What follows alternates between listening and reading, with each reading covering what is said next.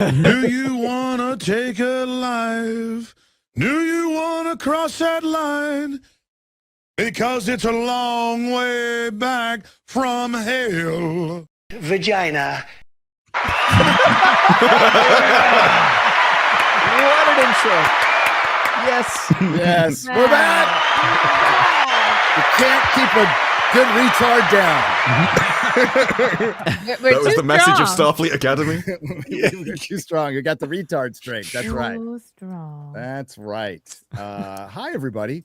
Nothing has gone wrong. We're just normal late on this one.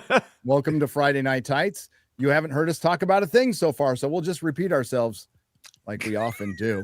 Hello, So Chris gaming. Gore. Hey. Happy to be here. Let's go. So today we're going to talk about Starfleet Academy, a show that somebody spent tens of millions of dollars on that got beat by a live stream with the Spock action figure that has decided to use Benjamin Sisko to prop up a fat retard. Fuck this show. I mean, I wasn't anywhere near it. I was less offended. I was less offended by that than what the writer did. Like, I thought I would be offended by Cisco, and it got worse. Oh, it got worse. That's actually it got not way the worst worse. part of the show. Not the worst part of the show. The clip I put on Twitter, as you pointed out, Disbro, not the worst part of the show. Not even close.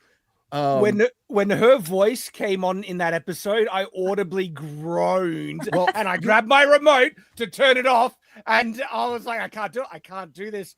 But I suffered through it. But this was horrendous. I can't express how just grating it was. That her voice through the entire episode is just, The whole thing oh, about her. And she talks like this. She got trying to close captions. Could you imagine a whole conversation between her and Holly Hunter? Oh my god! How much? There's just spit everywhere. Yeah, they're drowned Yeah. from it. They're drowned from spit. No. So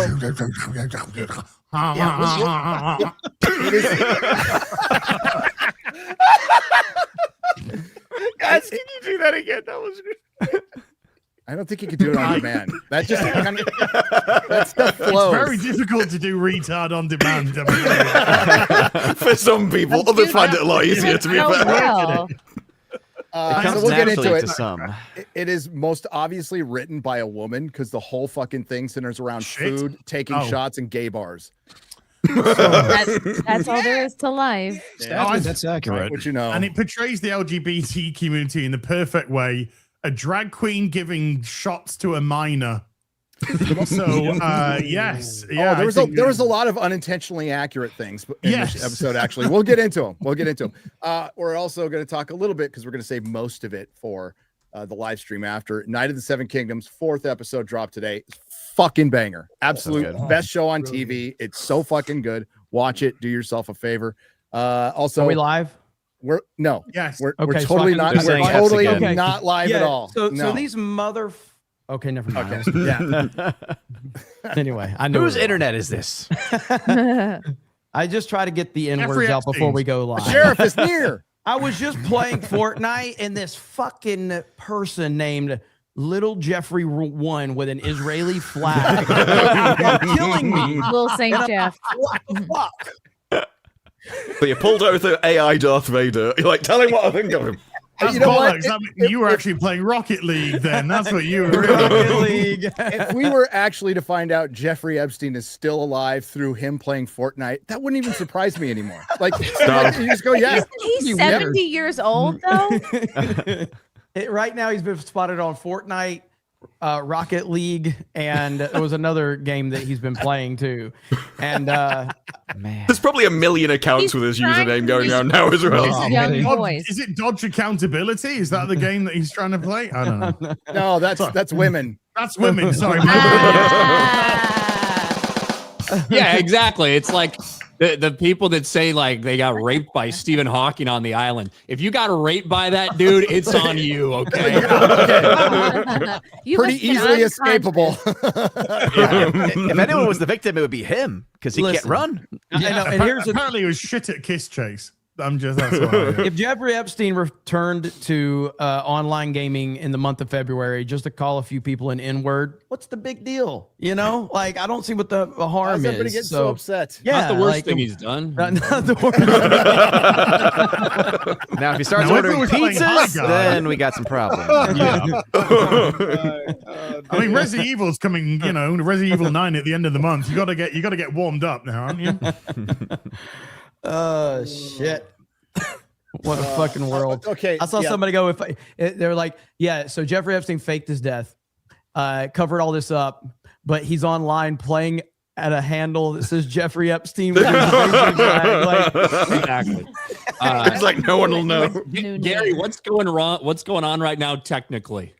Nothing. yeah, Absolutely nothing. Why? Well, you look like you're at fucking NASA reading charts. He's got 15 monitors. Okay. they're saying can only Rumble's see down. one of them. They're saying Control. Rumble's not working in the chat. So Okay. Well, I that's can't do anything Rumble's about fault, that. not Yeah. ours. We're actually doing it. That's Rumble not hasn't us. been working since day one, if you ask me. But there you go. Gary, I've been telling you for months and months and months. You got over 1 million subs. It's time for you to hire a producer, you know? You're worth it.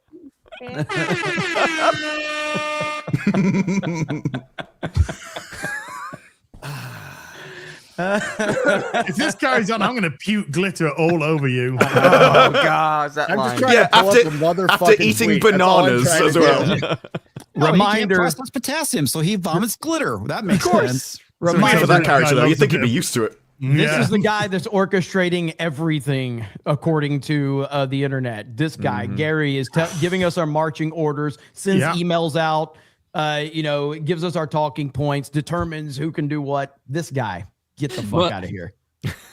This Nerdrotic in the chat says Gary is in the Matrix. He can see the fucking code. You see through the code, you just He's my He's notoriety. beginning to believe there is a way out of this room. She's like, I shit There you is a not. door. Gary was Gary was telling me something was going on the other day, and so he shared No, a that's- it's not- screenshot of it. He Not shared a Faulkner. screenshot of it, and it was the text was so comically big that he sent me. I'm like, this is the way this man lives his fucking life. To be fair, he doesn't know the text is big Okay. though. So for Out effect, we go.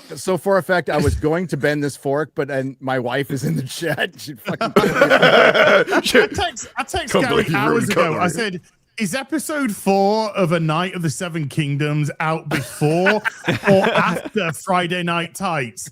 Gary replied 15 minutes before the stream, yes.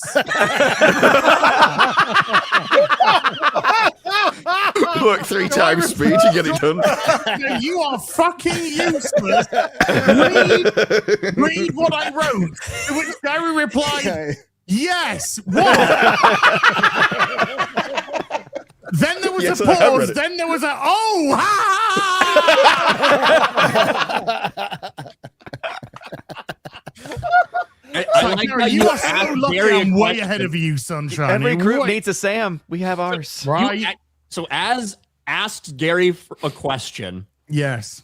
clearly doesn't get an answer back for hours and hours and hours based on like when you did it. You could have Googled it to figure out, but you waited for Gary. No, Ryan, I did. I'm just telling you when he replied. I have seen episode 4 of A Night of the Seven Kingdoms. Because I wasn't getting a reply from Gary. Also, as it's in the FNT folder now, so you're welcome. I picked the. Well, we don't know about stuff like that, Odin, do we now? We don't know anything about that. Allegedly. Whisper That's them what confirmed. Fuck it, They've fuck got it. a I'm folder calling and Odin out. everything. I was so disgusted that you put episode 3 of A Night of the Seven Kingdoms in 480 fucking p. I saw it and I was I like, damn it. went and downloaded it myself. You mean You for the downloaded it. subscription. only, I literally was trying to for, fix it. I just didn't have time. megabytes. You're like, what's going on? That's Oh, fuck. Then I started playing Rocket League and this fucking cunt with an Israeli. It sounds like we do actually need Gary to tell us what we do the more Yeah. we talk about it, to be honest. Yeah. I've been It's like trying we're to all a tell mess. It's just who's not the worst. No, We do get a little bit out I of was control. that whole time like because we changed computers, I can't share a fucking tweet because we're using Brave for some fucking reason. I don't know, but X-Ray Girl, I'm waiting. Okay, she's got it. I can share. When I'm reading, I have these stupid progressives, so I got to read like this. So it looks like They are stupid in general. They are. They're progressives are fucking dumb. stupid. I hate them. I hate them. So I got to read like this, and yeah. I mean, I'm still retarded. I'm not trying to make excuses. For Nobody was worried about that. They already knew. I could see you were It's like we weren't going to argue with you in the first place. I could see something was going on because, like I said, we're talking, and you're just like.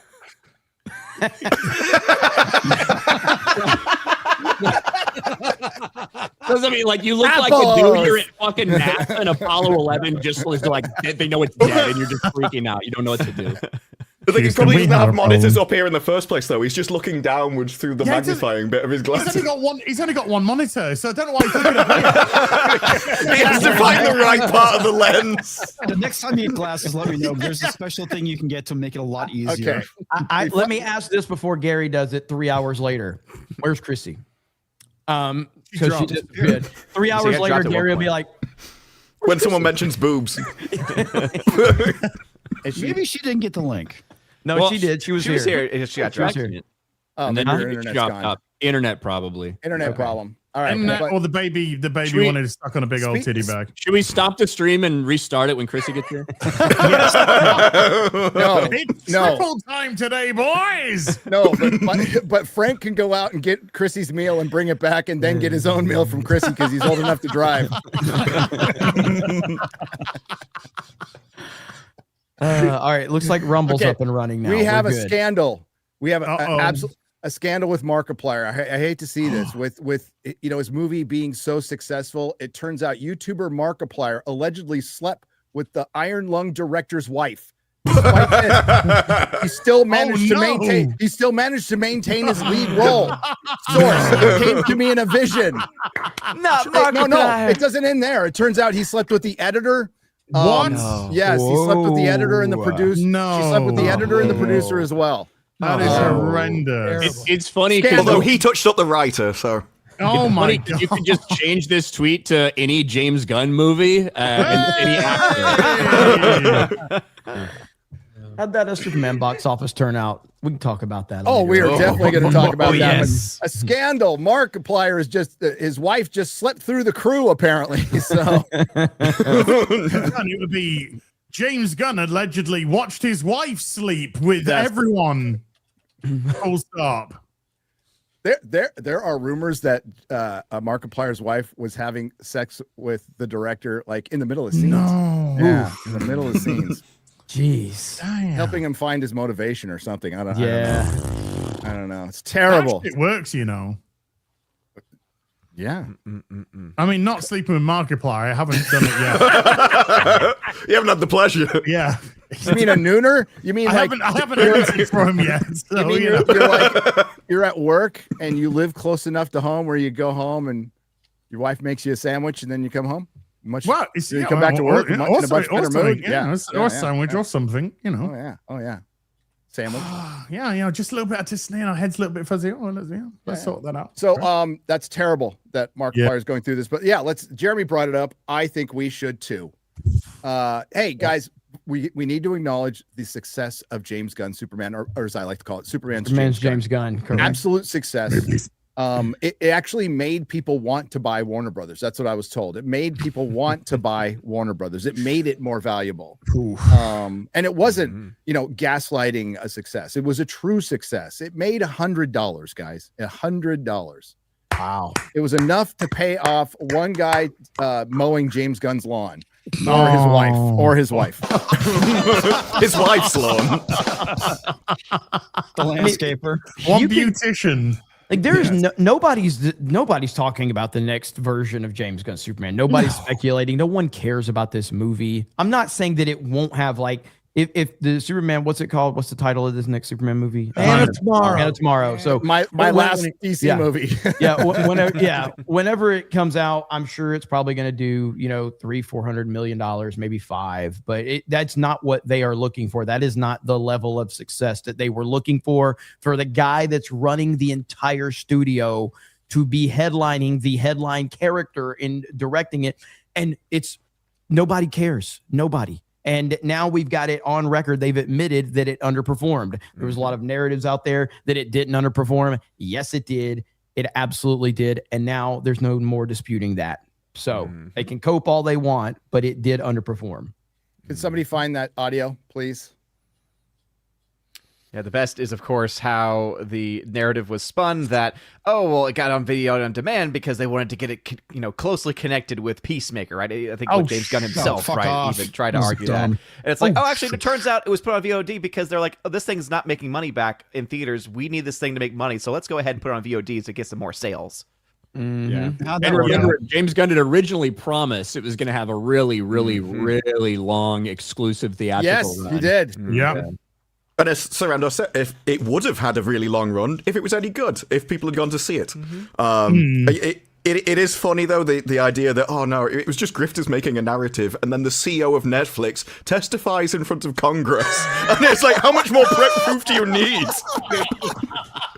It's like, I'm egotistical enough to just believe I'm correct, but I didn't after that. We can stayed in and, but Superman, This is so great. And will this be a fully exclusive 45-day theatrical window? Fully exclusive to theaters, yes. And will this be self-enforced? In other words, if you fall short of that? That is the industry. It is the industry standard for self-enforcement. However, routinely, movies that underperform, the window moves a little bit. And Superman was a little shorter window, and Sinners a little longer window. They still refer to it. First thing that came to his mind was Superman. What do you know? Dude, he could have picked Mickey 17. There's a bunch of movies he could have picked.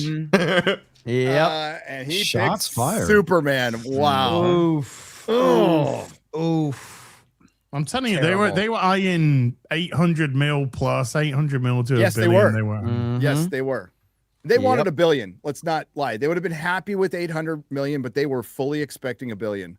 Remember that was the whole talk for months leading up to that summer box office. It was like, which of these three movies is going to hit $1 billion, or will all three of them hit $1 billion? Fantastic Four, Superman, and Jurassic World. Yep.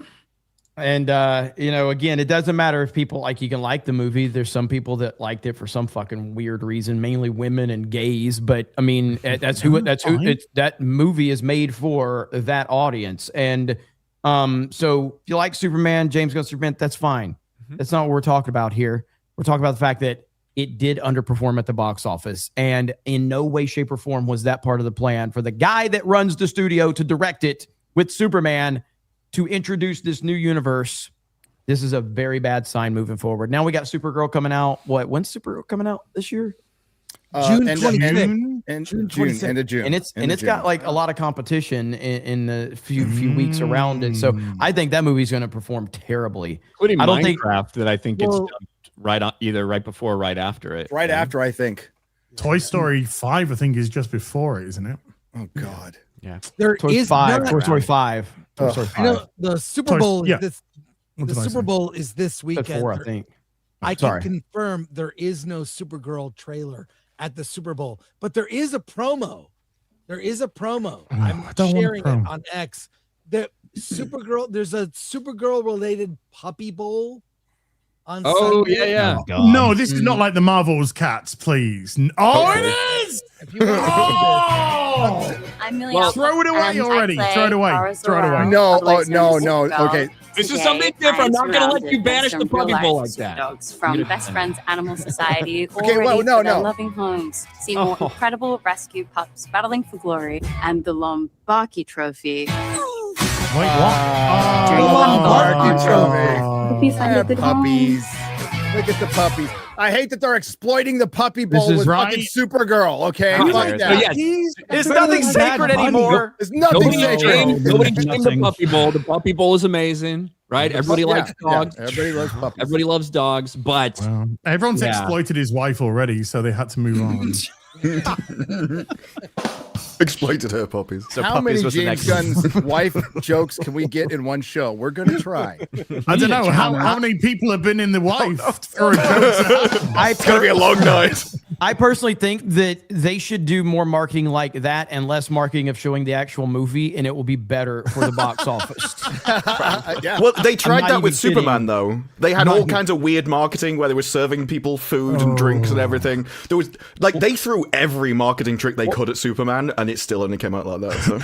That's why, again, all the things we talk about with James Gunn's Superman, it assumes two things. It assumes the marketing budget was only $125 million, and it assumes that the actual production budget was only $225 million. Both those numbers are way too low. We know that. The marketing was rumored to be around $200 million for Superman. Yeah. And Which so means best case scenario. Even with knowing what they told us, which they have a proven history of lying about, it still did not break even in theaters. And the idea to try to make it some massive success, and people are claiming, oh, trust me, it did this well on video on demand. Okay. They don't have to reveal those numbers, do they? They don't. We'll trust them, even though they've lied to us all the way. The thing was a disappointment. But James Gunn does have an ad in the Super Bowl for a new movie coming up. Did you guys see this? What? By the way, Superman best case scenario, $50 million in the red. This is from Discussing Fish. The main cast of Jane has been revealed. Oh my God. Glenn Howerton as James Gunn. Tom Hardy as Zack Snyder. John Bernthal as Frank Grillo.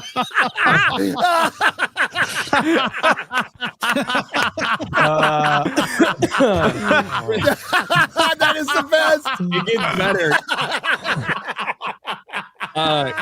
Chris Pratt as Tom King, and then Morgan Wallen as Chris Pratt. Henry Cavill as David Cornswell. Yes. Henry Cavill as David Cornswell.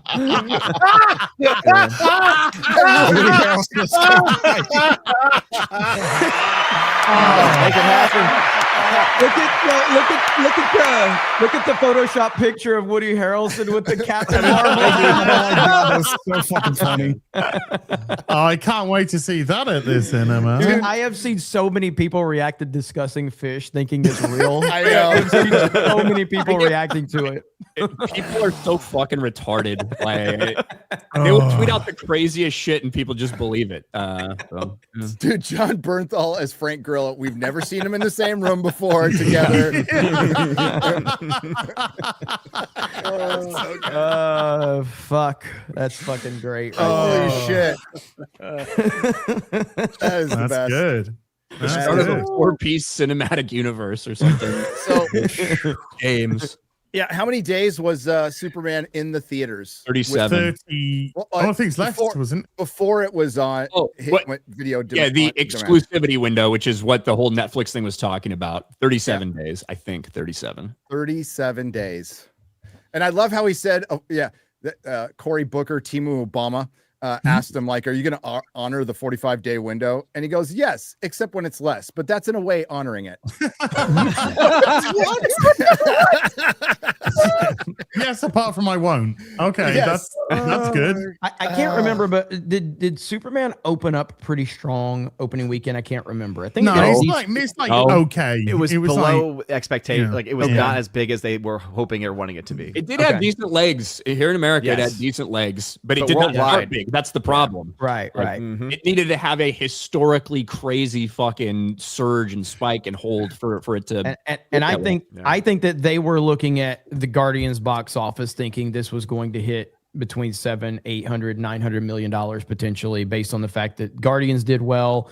James Gunn was involved with that. Superman's a more well-known character. That's 100% where they were looking at, and it just didn't happen. Yeah, it hit streaming on 36 days. Not trying to be pedantic, but a day's a day. Mm-hmm. Thank you, Az. It's all right. Because you're a day ahead of us. That's why. Time. Yeah, fucking magic cars and fucking cures for cancer. If Elon Musk has got $30 million. I think he's got 30. I think he's got a little more than that. I think he's got that. Got a little more than that. To me, that stupid fuck guy, like, money. I guess it's true. Money can't buy happiness. Oh, cry me a fucking river, you cocksucking. At least give me some of your fucking money. I guarantee I won't be as miserable with the little Elon Musk money. Stop fucking crying. What a baby. Yeah, think of the amount of mistresses you could put in apartments for $40,000 a month. Yeah, think of the amount of bipolar women that you fucking decide to knock up because you want to further the human race and to deal with them the rest of your fucking lives. God, especially those fake speaking of the White conservatives. House. My favorite meme that I saw recently was that meme where the couple's in bed and she's going, I bet he's thinking about other women and he's thinking about whatever. And this one was like Michelle Obama and Obama in bed, and she was saying, I wonder what he's thinking. And then Obama was thinking, I wonder what he's thinking.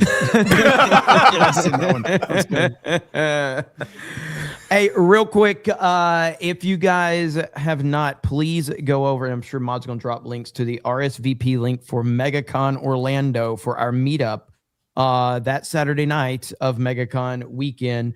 You can go to geeksandgamers.com. We've got the RSVP link on the banner right there on the website, or Mods will drop links. And if you're going to be there, please RSVP, because we're well over halfway there with the amount of people that we have. Gary will be there, and he would love for you to sing some Bon Jovi when you meet him. And do not play it in the freaking bar. Don't even do it. Halfway there.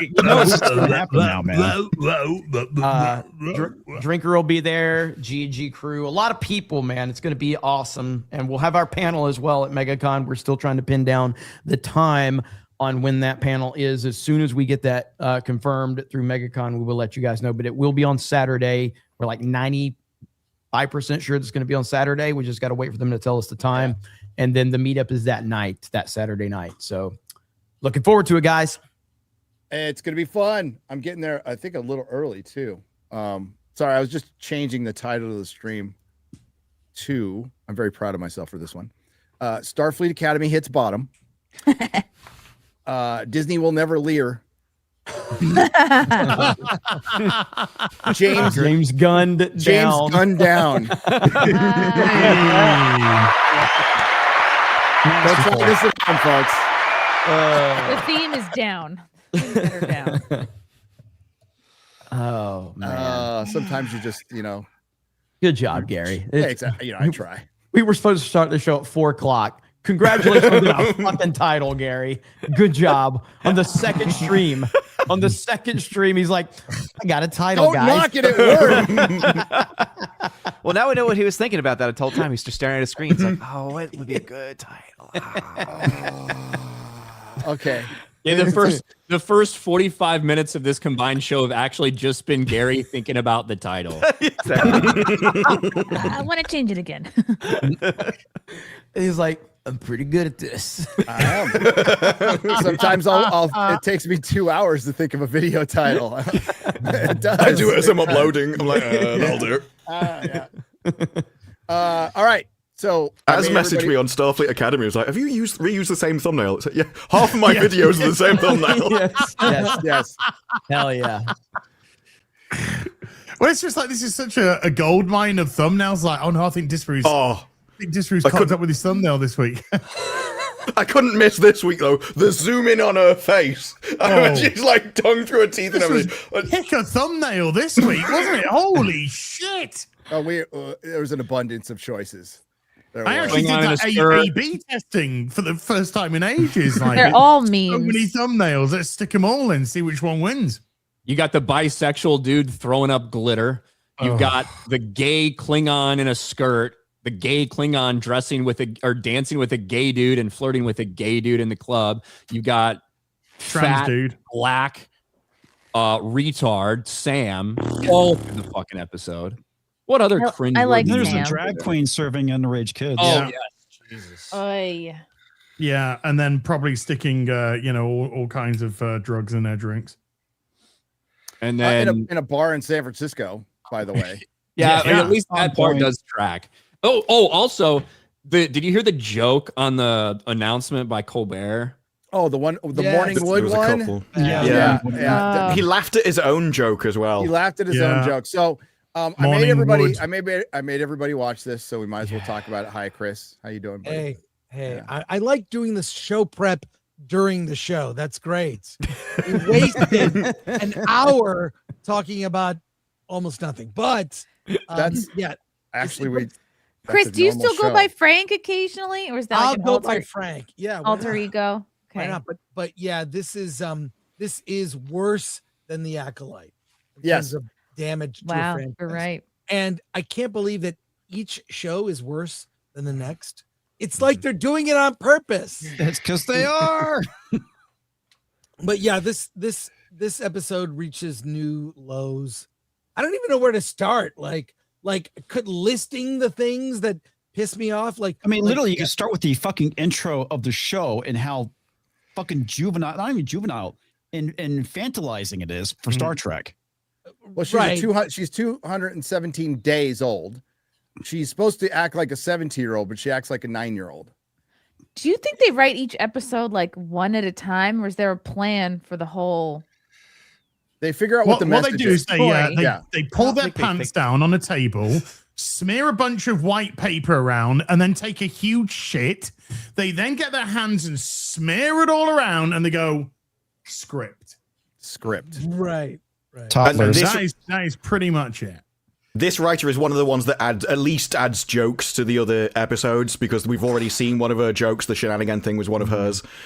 She was on Lower Decks, where she helped write that. So I think they see her as like the comedic wit of the series. So good. So it begins talented. with C, but it's not comedic. Well, this episode starts out with Kid writing over the titles, right? And she's like, "This is my story. My name is Sam. I'm a story of me. It's a story of me and how amazing and unique I am and all the nicknames I have." And it's like over familiarity. You can tell it's written by a fucking woman. There's nothing but food in every fucking scene. is centered around fucking food or being gay. So how they write an episode of Starfleet Academy, Chrissy, is they figure out what points do they need to put in the message. There's about 4 or 5 each episode, and they just wrap a story around it. This time they decided to go back and bugger DS9 and answer the mystery of Cisco, who ascended with the prophets. Oh yeah, I know. I love the song. I'm familiar. I have no idea what you're talking about. I thought it was just me. I was going to be. Remember Cisco? You don't know this. Yes, you do. Let me speak that song.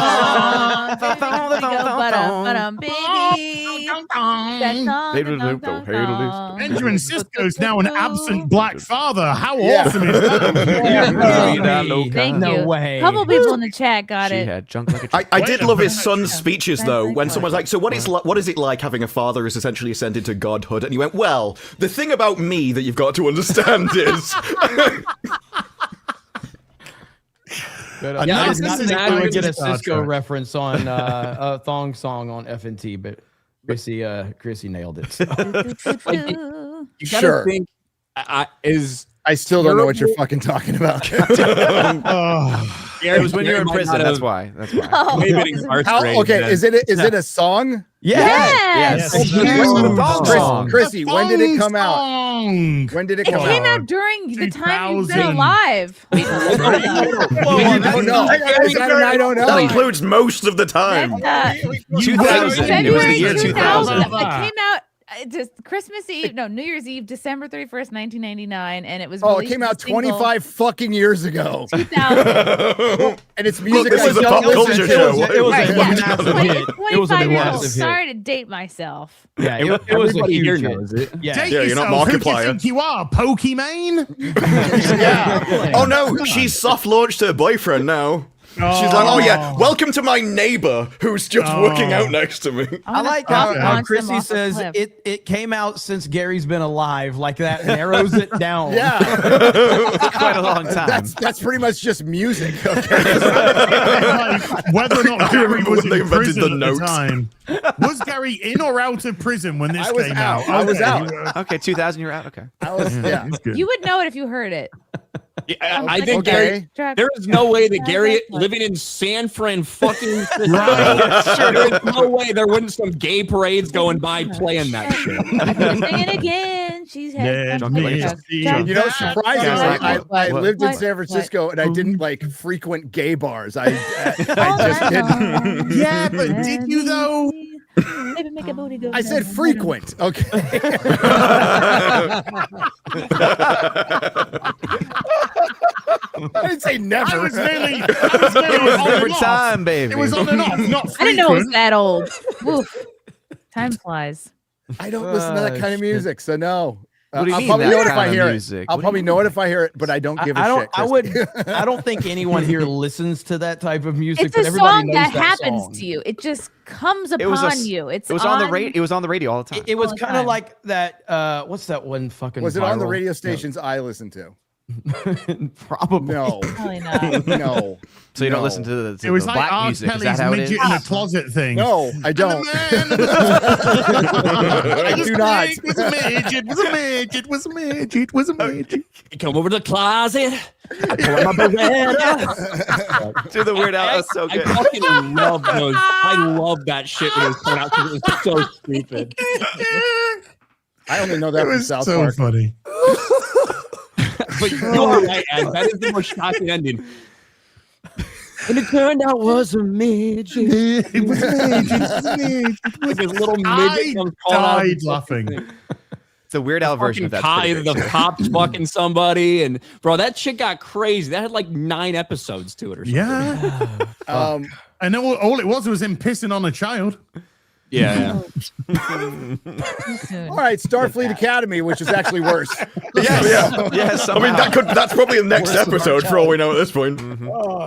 Oh my God! So yes, they want to solve the mystery of Benjamin Sisko, who ascended to the prophets, and they were like, Which isn't a mystery. It's not a mystery in the show or in this reality. No. Well, the mystery was supposed to be like what happened to him after, which they actually did fucking answer.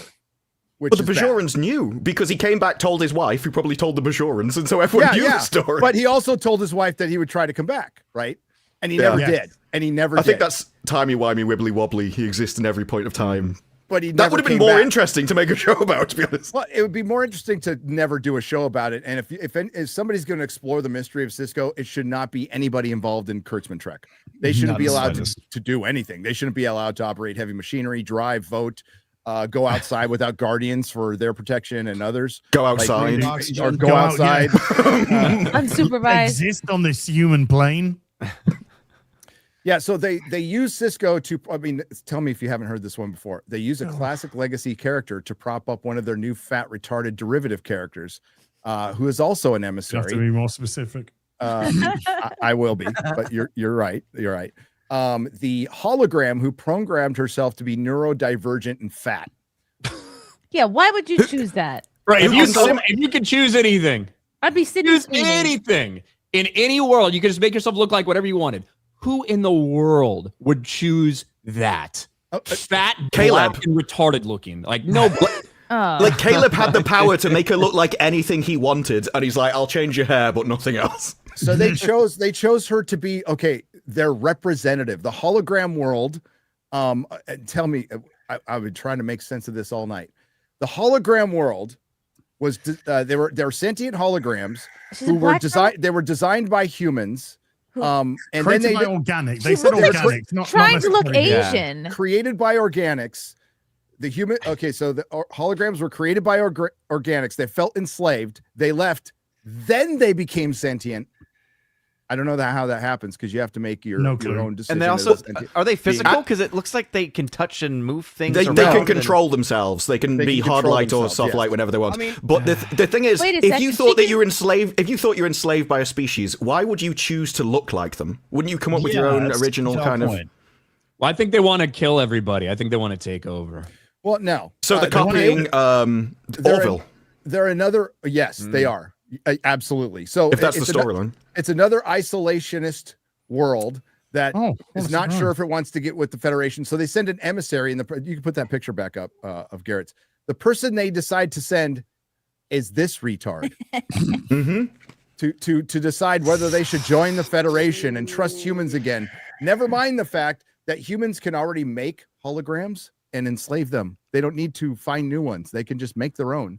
So I don't know what they're actually worried about. But she said they forgot how to interact with organics. How? Your program.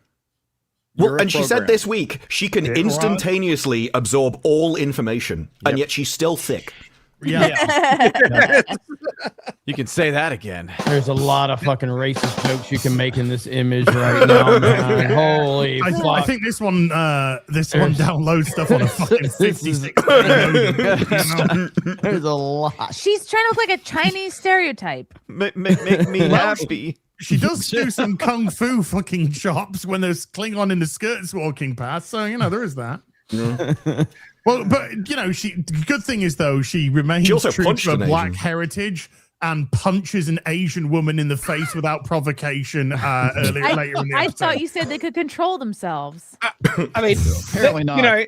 There are a lot of things to get distracted by what you're looking at, but one thing, what is going on with her hairline? Why is there like weird, That's a cultural thing. That's a called cultural thing, baby Shad. hair, Shad. Baby hair. Look, I'm Australian. I don't know. I know there's not a lot of black people in Australia, but I They mean, not come have on, man. baby hairs in But she's a Australia? hologram, not black. This is true. I was confused. Do you know that if she was Jewish, it would be a hologram? I envy Go to Shad right now. States, you'll see this more often, Shad. I envy Shad right now. The fact that you don't know about that means you live a great life. Okay. For some reason, Shad, this hologram takes showers and gets dressed and exercises And breathes allegedly. air. Yeah. But this is the third time now, because the Klingons, they had to have black hair because of the actors. And then, who was it? The writer of this show, they also had to give her like, this is the cultural of my earthen writer, rather than the actual race I'm trying to become. So they have her basically communicating with her continuum or whatever. More calling Orson coming. It's Mork.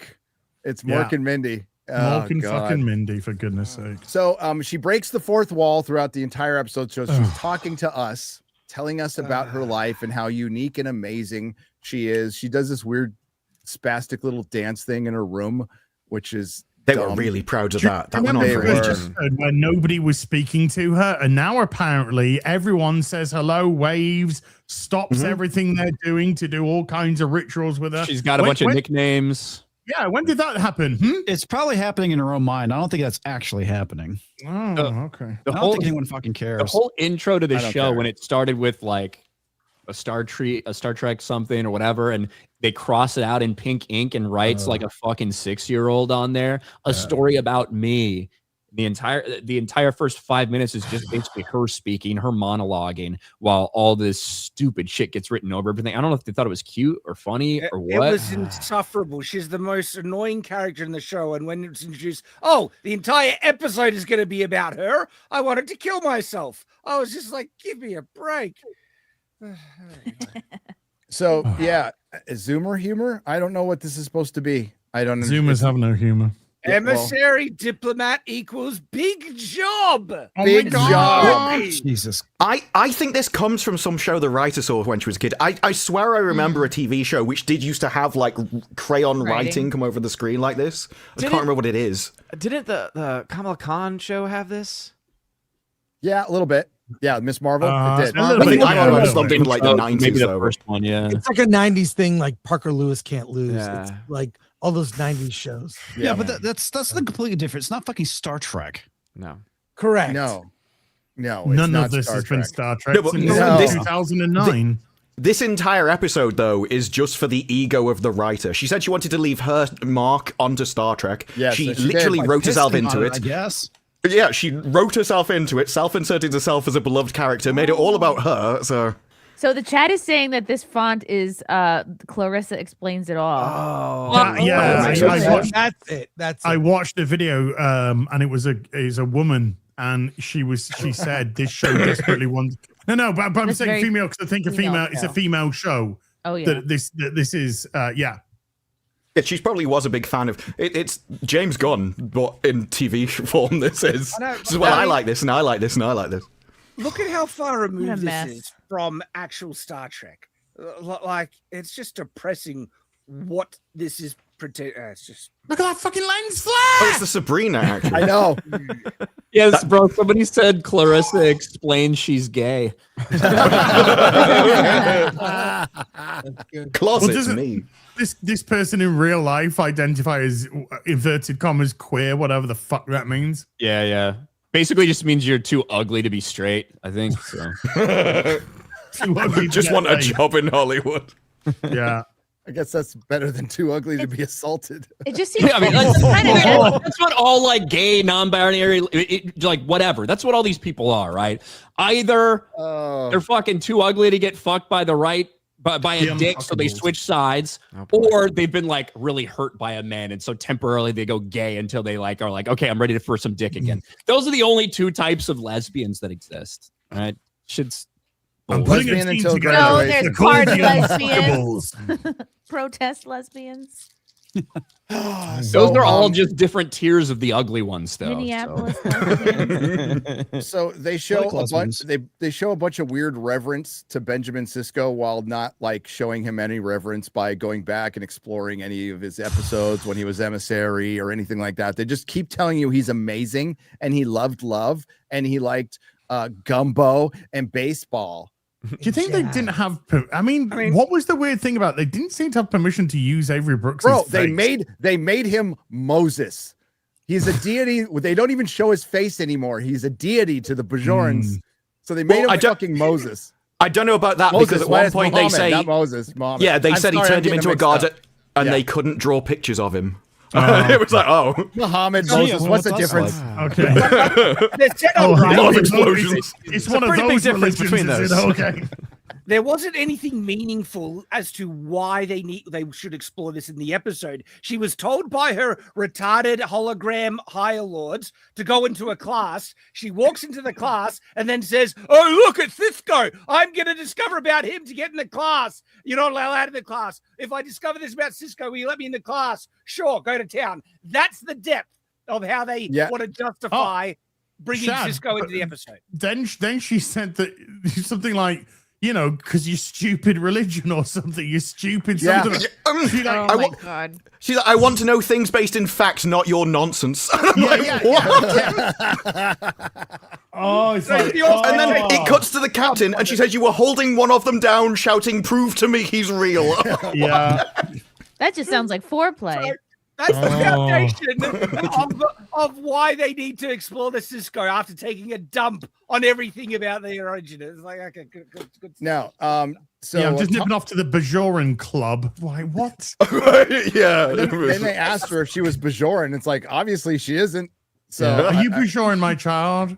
It's not delivery. It's Bajorn. Okay. Oh my god. It's Black History Month too. Thank you. That's probably why they showed this episode. It Yes. showed so much praise to Benjamin Sisko and while not showing any praise. So Tawny Newsome is in this episode. She voices Lieutenant Mariner on Lower Decks. She wrote this episode and she inserted herself as fucking Dax. Dax. As Dax. Oh my And Which I couldn't apparently is that believe now it. you can be a new, because I thought the whole thing was that the Trill were a specific race that were the ones that Yes. actually like, and you couldn't be another race, but they are now another She's race. like a half Well- Cardassian, half. Well, Discovery Oh, is that what they're trying showed to us. go with? Okay. I swear, Discovery showed us. Yeah, their Discovery planet. did. Oh, well, that's why. And Yeah, they did. were all purebloods as far, and I think they were like really rare on the brink of extinction and stuff even then because they had their own planet and things. Wow. That's Yeah, a new it's- story for Kirsten. Yeah, they've never done that before. Well, this is they need you to be small in number if they want you to root for them because that's their entire ideology. So they have to wipe out most of your people. Yep. Yeah. So But I'm really, waiting for the Romulan Armada to just come fucking balling in and kill everyone. I got really annoyed just showing like the markings on them because it was okay. It's obvious now what they are, and then like, oh, that's not your name, is it? It's like they leave it there. No, I'm Dax. No, you're Dax. What, the Cisco Dax? What, the Dax that we've just been talking about from Deep Space Nine? They kept spelling it out more and more and more because they knew that the audience would have no idea who it was. No idea. But Yeah, instead of because this is made for Star Trek fans, Disbrew. no, so instead of That's why they had to doing- tell you who Cisco was at the start. Yeah. So instead of doing stuff with Cisco, they go to a museum for a couple of minutes and then they cook some gumbo and then it turns into Sam getting drunk. The most unintentionally accurate scene in the history of Kurtzman Trek, was when a black woman assaulted 2 Asian women in a bar in San Francisco. That happened today. So that was accurate. Stop the Asian hate. I'm against it completely. Yeah, but, I saw that Alan Ung was not happy about that at all. Yeah. Well, Alan, stay out of San Francisco, buddy. He likes the abuse to himself, though. He does. Stay out of Atlanta. Good Lord. I've been to a website that's helped me out a lot lately called Peace and Quiet. I don't know if you guys saw that. That's the website to avoid black people. No. Changing house prices across the nation.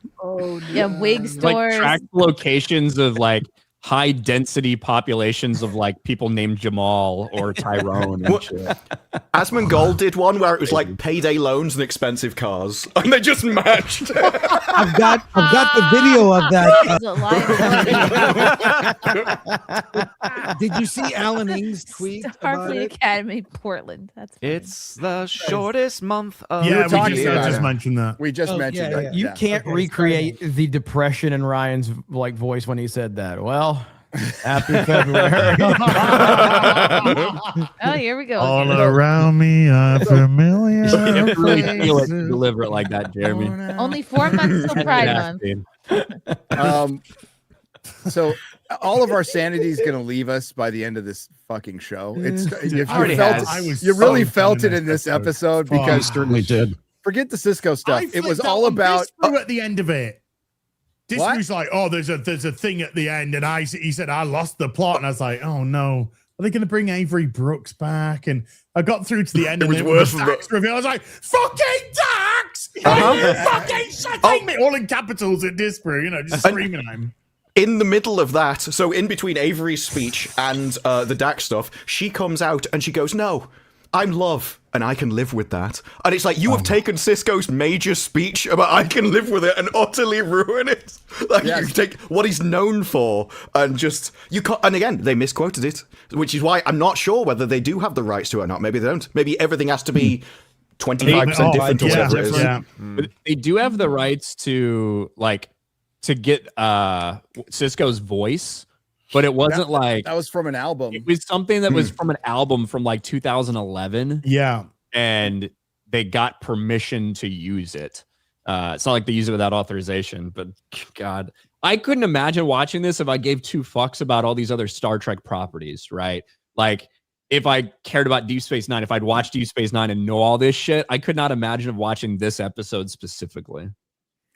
If somebody could find my tweet with the bar and then throw up the Klingon skirt. So it's confirmed that Gaiden is gay. Not that anybody had any question. They weren't alluding to that at all in the previous episodes. No, came out of but nowhere. now people are fighting over him, even though everybody like, why? This is your catch. What the fuck? Jesus. He's a Klingon that's so gay they have to modulate his voice to sound like a man. Yes. Oh, and have you guys gone back and seen all the horrible ADR in this show where they just have people not speaking? The fight scene where the bully fucking Vulcan, because Vulcans are famous bullies, throws a ball at Mir's head, and then he's getting a bunch of shit from the Romulan girl. She's all, "What the fuck are you doing?"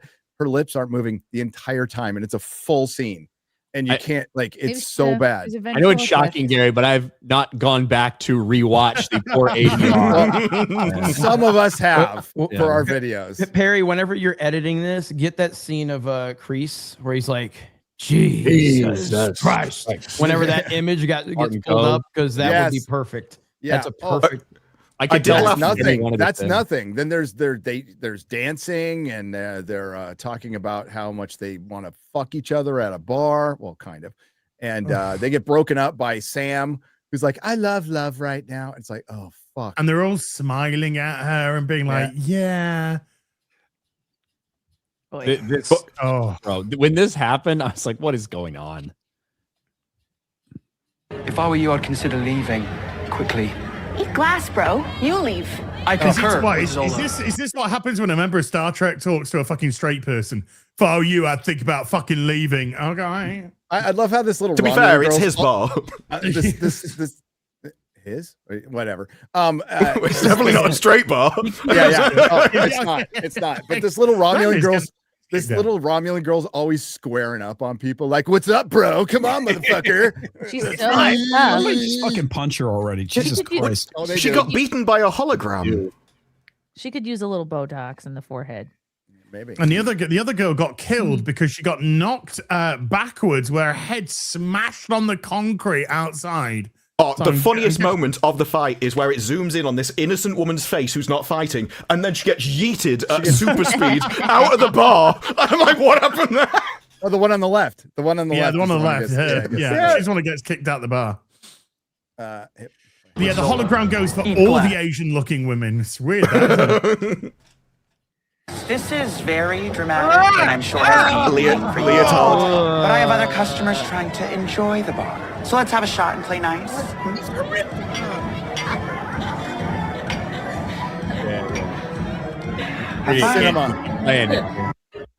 Have you seen Mr. What's he called? Mr. what's that channel called? Mr. Grin? Major Grin? Major Grin. Yeah, have you seen Major Grin's version of that? Yeah, I haven't. He's mixed it with Crocodile Dundee. Oh, is it? When did they ever give out free shots like that at a bar? It's really good. I got that bird. That was a Sheila. That wasn't a Sheila. That was a. That's a really good one. The thing is, everyone knows the thing that stops fights is alcohol. It's like lowering your inhibitions will definitely make you more peaceful. Oh, the Vulcans can't drink alcohol? Well, they just showed in this episode that Bully Boy is 17 years old. So if laws are still the same, he's 4 years below the age of drinking. Being surrounded by these people, I don't begrudge him a drink. That's what he needs to do. And I don't know if alcohol still, they still have the alcohol is still, exists. It is 1,000 years in the future. Who knows? Yeah, exactly. Alcohol didn't exist in Star Trek. It was synthahol, so you couldn't get drunk in the first place. But they had Romulan ale, which was the real deal. And totally illegal. That was prohibition drink. Yeah, but every captain had it. What is this? Synthahol. Green. So we don't know. It's 1,000 years later. So is it still synthahol, or is it real alcohol now? I mean, it's kind of hinted that this is actual alcohol, not synthahol. Mm-hmm. So you're now a man in a dress plowing a miner full of alcohol. Oh, okay. Well, look at Caleb. Like, he gave the hologram the choice of how many shots you could have, said you've had to, because she didn't know how much she could drink. She'd never drunk before. So you would have thought, I'm going to tone you down. That's way too much for you. And yet she's just basically dying, passed out on the sofa. He's like, no, that's fine. It was only 12 shots. It was only 12 shots. Let's not pretend like that's dangerous or anything. Was it like Alizé or something? Let's watch this and we'll talk about that in a second.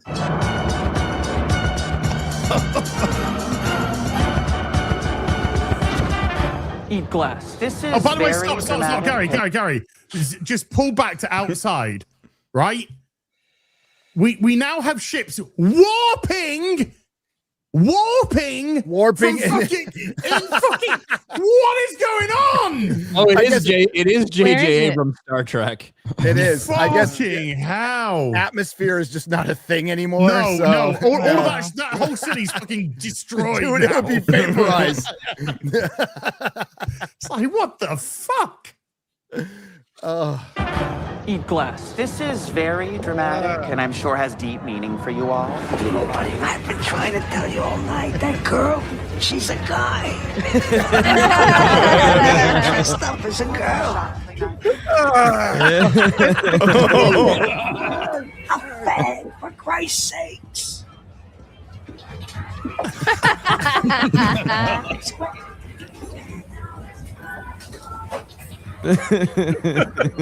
So let's have a shot and play nice.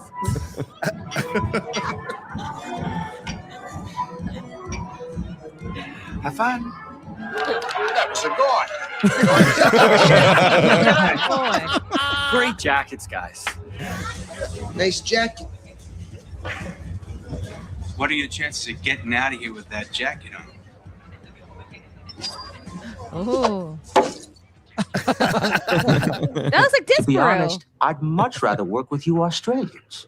One of the old nation states, Australia, decided not to join the world government in 2150. Space. National international treasure. Definitely not. No? I don't know. You seem ready. Oh.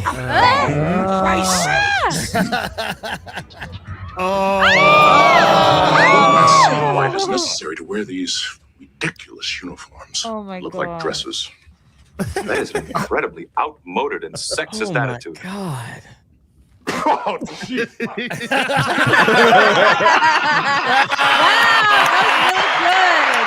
Major Grin for the win. That's Every really- time. Subscribe wow. to Major Grin. He's That's fucking really great. He has been roasting Kurtzman Trek since day one. Yeah. And if you want a list of like all of Kurtzman Trek's offenses and everything he's stolen, just go to Major Grin's channel, go to his search function on his channel, hit ripped off, and you'll get 30 videos of all the other shit Kurtzman's ripped off from all the other properties, including Star Wow. Trek. And he gives examples. He's fucking great. Oh, Hail dude, Major. they've just released the first image from season 2 Oh, of what? of the cadets in their new outfits for season 2. Dude, we're not even done with season 1 for. The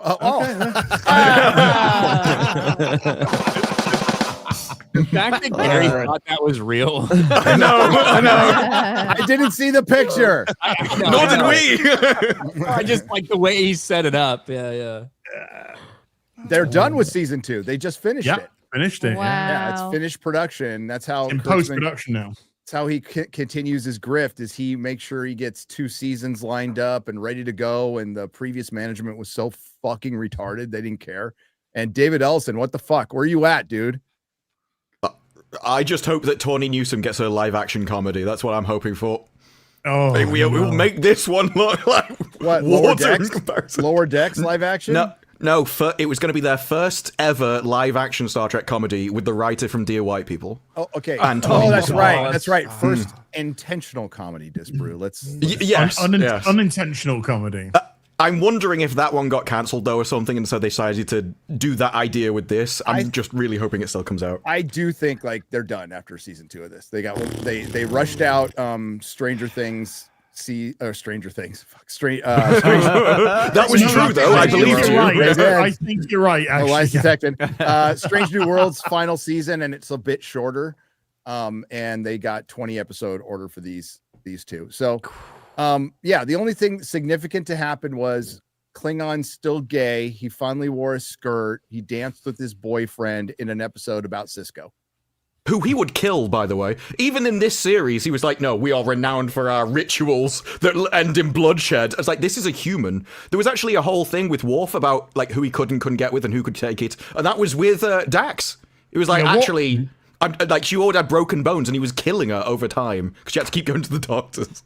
Worf's got muscle mass, though. That guy's a stringy piece of snot. Yeah. And if Holly Hunter can take it from that huge fucking Klingon guy, I know, dude. then I'm sure Butt Boy here is going to be fine. But I think Jaden's probably a bottom, not a top. Yeah, you think about all the saggy skin we can already see on Holly Hunter, and you think of what that Klingon must have done to her down there. It's not a pretty picture. No. Also, Lanthanite is immortal, so maybe they got some kind of healing powers. Maybe. Well, I hope they got some elasticity powers. Maybe it's a dimensional portal. She was after a HR complaint in this one when she's like sidling up her head next to this guy's ass to talk to him. Like, what is happening? As cringe as all the other characters are, the way that Holly Hunter is in the thing might be the most annoying. Even though this is a thing about Sam and everything about the main plot was annoying as fuck, it was just as bad when Holly Hunter comes on with the subplot, you know? And it was irrelevant. The subplot, I just skipped. Retarded. And it was just so pointless and also retarded with, I don't know, whatever ritual. Oh, we got some great Tig Notaro acting though. It's Tig Notaro. She said, "Good job, I'm funny" as well. And then it was followed by a fart joke, which was really entertaining. And then it was followed by "I'm a pig." No. That's gonna have to. That's gone in the clip bank. Chris, it is. First time she's ever gone in anyone's bank. That one. It's certainly not the wank bank. So, Chris, you're sharing an image of kind of what everybody does after finishing an episode of of There we go. Starfleet Academy. And according to Az, those are the trans flag colors. More than light blue, but yeah, they're pastel. But definitely bisexual colors. Yeah. Well, he is bisexual, and he's puking glitter after he ate a banana. And he got jealous that the Klingon wanted to touch up the guy from the college. Yeah, he said he was slumming it. Yeah, yeah, because he's high class. He's royalty, isn't he, or some shit? Who cares? He's a fish. Nobody. Boy. He's a mutant. They made him a fucking mutant from X-Men. He looks gayer as a fish boy. He does. He does. He looks like Homo Aqua. Well, it's one of the jokes write themselves with this They show, really don't do. they? Really. One of the reasons I like the Romulan in all of this, because every time she sees him, she's just like, all right, fish dick. Like every time. Yeah, fish dick. Yeah, she's got a fish dick. Dude, her acting is so bad, though. I've got a clip coming up in my next video of her great performances. You'll see. She's so fucking bad. Let's be honest, she's not got a lot to work with. Okay. I kind of admire someone that knows what they're working in and just doesn't care. It's like there was a guy said I really like bad customer service because of course you're in a miserable job. You have a right to act this way. Ryan isn't there yet, so yeah, I don't. Look, I'm at the point where I want to replace all these fucking minimum wage workers with robots. I don't give two shits. Are you kidding me?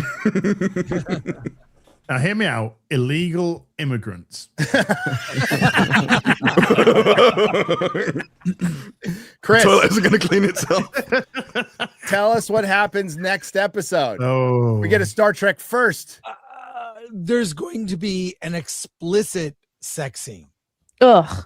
Between two of the main characters. I shouldn't say who, but well, we know because it was in the trailer. It was in one of the first trailers they showed, and essentially two people. It's heterosex, okay? Just like What? Oh, thank God. That's disgraceful in a Star Trek show from Kurtzman. Yeah, they're gonna get criticism. They're gonna go, "Why didn't you show gay sex?"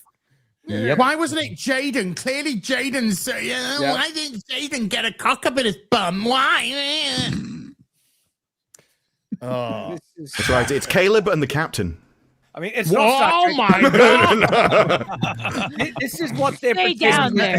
It's stepmother porn. Can you get She buys a something? washing machine. Could you help me with the dryer? You sick fuck.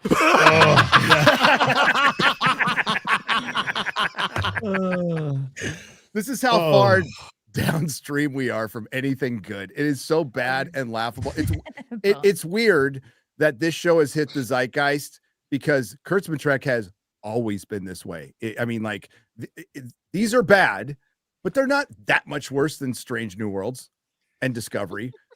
It's ever decreasing circles, mate. It is. But this is, it is worse than the Acolyte, probably because it's longer. These are fucking long episodes. You feel every nanosecond of it. And the only thing is, and now it's like we're just playing games now, playing bingo games of like, what are they going to fuck up next? And we're winning. We're like, we're guessing it right. So 5 episodes to go, guys. There's been a few. There's channels which have started to sprout up that are just purely now doing Starfleet Academy reviews, like smaller channels, and then suddenly they're getting like 70, 80,000 views on the reviews. Like, well, you want it? I'll do it for you. And it's the show that launched 100 YouTube careers, Yes, just like Acolyte, just like Last Jedi. And God bless you. God bless you out there. We're having fun. That's all you can do is laugh at this shit. And like, remember, these are highly paid people who are considered very skilled at their craft. And they really believe it too. They really believe that they are better than you. But these channels are from people who are clearly just not normal people. Like, oh, I like Harry Potter and I like talking about Harry Potter. And then they suddenly watch Starfleet Academy and they're just like, what? That was all of us, though. All of us were like that. We're like, we just like these movies and these characters, and all of a sudden, you're one Disney Star Wars movie away from dropping the N-word, baby. Like, heading down the path. So imagine going back and you walk out of Terminator 2 Judgment Day. Just fucking banger of a movie. You're like, action films just peaked. And like your future self visits you and goes, Do you know that in the beginning of a Terminator sequel, John Connor gets blown away by the Terminator and gets replaced by an illegal immigrant midget version and an antinatalist, Sarah Connor, who thinks she was used. I'd be like, you're fucking high. Go away. Yeah. Still better than the next one where he probably get blown by the Terminator. Or, Gary, hear me out. Imagine one day waking up and watching Starfleet Academy. I know. Mm-hmm. I didn't think that anyone could beat the Borg assimilating the universe with love. I thought that was as low as we could go in Star Trek. But I've been proven wrong. I like the way they got retconned immediately into a group of fucking weirdo Borg spin-off, cast-offs. The Borg haven't been seen for 10 years. And if you don't think they recycle the same message, the movie I just brought up, Terminator Dark Fate, were they fighting? Ice. They were fighting ice. Yes, they were. What were they? What did they fight in Picard season 2? Ice. They fought ice. They needed to stop, collaborate, and listen. Were they doing checkpoints? I understood that reference as. I just wanted to say it. So Gary, do you know who Ice is? Do you know Ice Ice Baby? Do you know that song? Oh my fucking God, Chrissy, I know more songs than you do. Okay, but you didn't know the song. Well, I know. I didn't know some club gay song. Whatever. It was on the radio the It was on the radio, women, dude. It's a horn song, not a gay song. Yeah. Unless you like your dudes in fucking thongs, you weirdo fucking freak. Maybe it's just that's a prison thing. It's Starfleet Academy turning you fucking gay as well. It's turning everybody gay. It's doing its best. We're all gonna be vomiting glitter soon. Or swallowing. Wow. No. Did Klingons for nothing, Did everybody do their homework? Yes. No. I did anyway. Yeah. You talking about the other show? Seven Kingdoms. I don't think we're done with Starfleet Academy, though. No, we're not. We're not. Much. What's your input, Chris? Well, first of all, I mean, it is the worst Star Trek ever made. Period. Yes, hands down. Worse than the Acolyte. It's now people are noticing because it's so bad, but there are just even things that to nitpick, which when you look at the main stuff that's bad is easy to do. Just transporting where you're appearing wherever takes away one of the best narrative devices Trek ever invented, the transporter. Transporting down to take on a mission, you're kind of resetting the narrative, mentioning the stakes, getting to know the other people going down for the mission. Not just they just pop in and out like a Harry Potter bullshit, magic. I hate it. It's like sorry, just to add on, it caused a lot of narrative thing where there was a guy doing something on the ship he couldn't do, and he had to escape. He had to reach the teleporter room, and they could seal him off with shields. This could send security around. Yeah. Whereas this, why didn't he just escape? No, Robert brought this up. If when you go too far in the future, the tech gets so good that it's godlike, and it creates a ton of problems narratively. Because if you introduce like a transporter rifle, which they did in DS9, right? As DS9 it was a transporter rifle, and then they have the transporter phaser in this show. Well, why don't you just fucking use this all the time and just beam people to fucking space? Just boom. Yeah. But they can control the technology because they're the writers, so you can control the technology. Now you're saying you can teleport wherever you are in the academy. You just immediately teleport, and then we get this fucking fat bint who's been told that there's a whole museum dedicated to Cisco in New Orleans or wherever it is. But because it's in New Orleans, you can access it through a hologram here. Why can't you just immediately fucking teleport there? Yeah. Bingo. Just like fucking everyone. Everyone's just immediately teleporting everywhere. You can warp into your garage at home. You could just warp right into your fucking 2-car garage and nothing will happen. Why would you need to when you can download the information? Everything. Yeah. Download the information. I mean, that's right. She can control the lighting system in the ship. They already established that. So why couldn't she just stick her finger up? That could be her Wi-Fi and she sticks up her ass. I don't care. Yeah. So that's the problem it creates, Chris. You're right. And by taking it's because they don't care. And when you have people in charge of these franchises, and it's just a job to them. That's all it is. Yeah. It was just a job to Rian Johnson. It was just a job to Jar Jar Abrams, which created this whole Star Trek thing. And then it poisoned Star Wars too. So let's not forget, Jar Jar Abrams is the destroyer of franchises. So is Kathleen Kennedy, but he's had his finger up the ass of a lot of franchises and been fingering them hard. And thank God he hasn't directed anything since. I think he's got a movie coming out finally. He does later this year. He's got a movie coming out later this year. Jar Jar. I Jar. can't remember the name of it. Let's see. Jews in space. He made some weird appearance at the Game Awards to introduce a game as well. And I'm like, The Great Beyond is the movie. So close. It's gonna make $5. Directed, so written, and produced by J.J. Abrams. But hey, it's got Glenn Powell in it, so I mean, yeah, because that helped Running Man a lot. Yeah, he's so hot right now.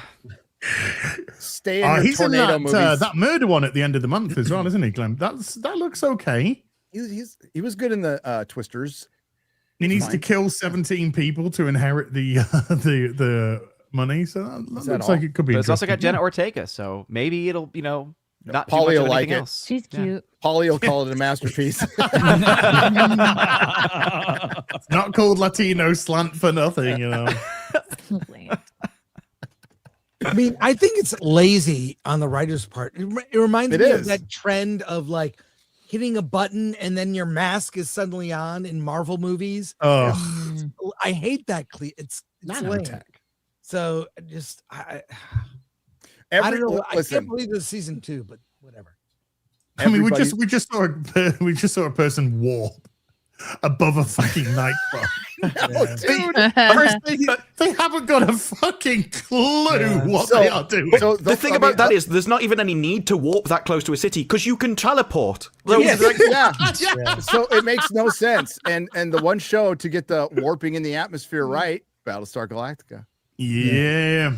That was what was it called again? The Adama maneuver or something like that, where they warped the hold-on maneuver. The whole not the hold-on maneuver. I forgot what it was called, but they zapping down to like just above to the atmosphere to break them out of the Cylon prison camp. That was fucking awesome. Well, it's like in episode 1 of this where they go, missiles have been detected at like 5 million kilometers, and then it zooms outside the ship and it's right next to them. That must be the biggest ship of all time. Do you know how far away that really is? They don't. I'm sorry, I misread it. It's 50.0 kilometers. Chris Gore, who wasn't Neil deGrasse Tyson the science advisor on Discovery for a little while? I'm pretty sure it was. Degrassi. No, Degrassi. He's like, I don't need to know the distance. I understand there is distance. Degrassi Junior. It's Degrassi. Degrassi, the new generation. Neil deGrasse your ass is the Neil deGrasse generation. Neil deGrasse High.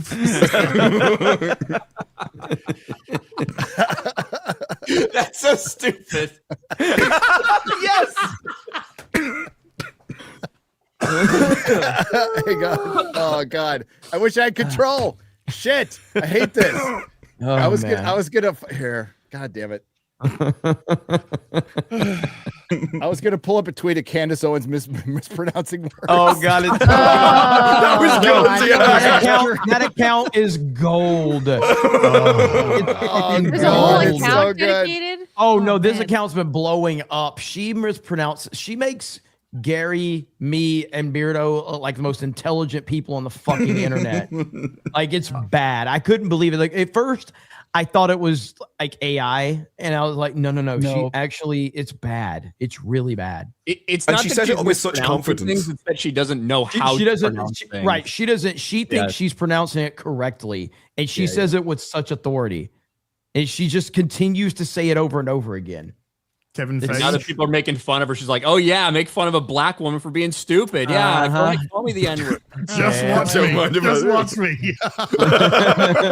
Funny how quickly it turns from super base right wing, we don't like this identity politics, to, oh, you're making fun of me because I'm a black woman for being dumb. Got it. Yeah. We got Starfleet Academy. We got our own dumb black women. Thank you very much. It's lucky no one played the fire alarm Making noise fun of a poor while it was hologram. going on. Hey, I ate my com badge hasn't been in it for 3 episodes. Thank God. Yeah. Did she die? Maybe. One hell of a pause. There is something so reminiscent, and it's striking to me. Obviously, it's pretty reminiscent. One of the Matrix. I think that they can be a better Christian is so reminiscent to me of a discussion I had. God. Yeah, it's eerily reminiscent of Event 201. So She went to visually saying reminiscent. Yes. Oh, look at that picture. That's a great right there. That's a thumbnail right there. And so the French were trying to assassinate me. There's other videos which have like an entire compilation of loads of different words. Yeah. I'm getting a vision from Charlie I right can't believe now. she doesn't know how to pronounce that. This was and a man, and unironically this is like a skit they did in Friends one time, but this is real, and it's It's like, real. And that's what I mean. It's not mispronouncing something. Dude, It's wait. not knowing how something is actually pronounced. Did you say it's real or Israel? Oh, shit. Yeah, I'm taking the $7,000 from my Yep. account now. Busted. Paid off. That $7,000 spend's great, guys. So I can get a lot of hot toys with that money. I just have to do the conversion from shekels, when I make sure I'm getting paid the right amount. Yep. And yeah, there's a whole fucking feed on Twitter on it. It's I can't stop watching it. It's so fucking funny. Ooh, nice.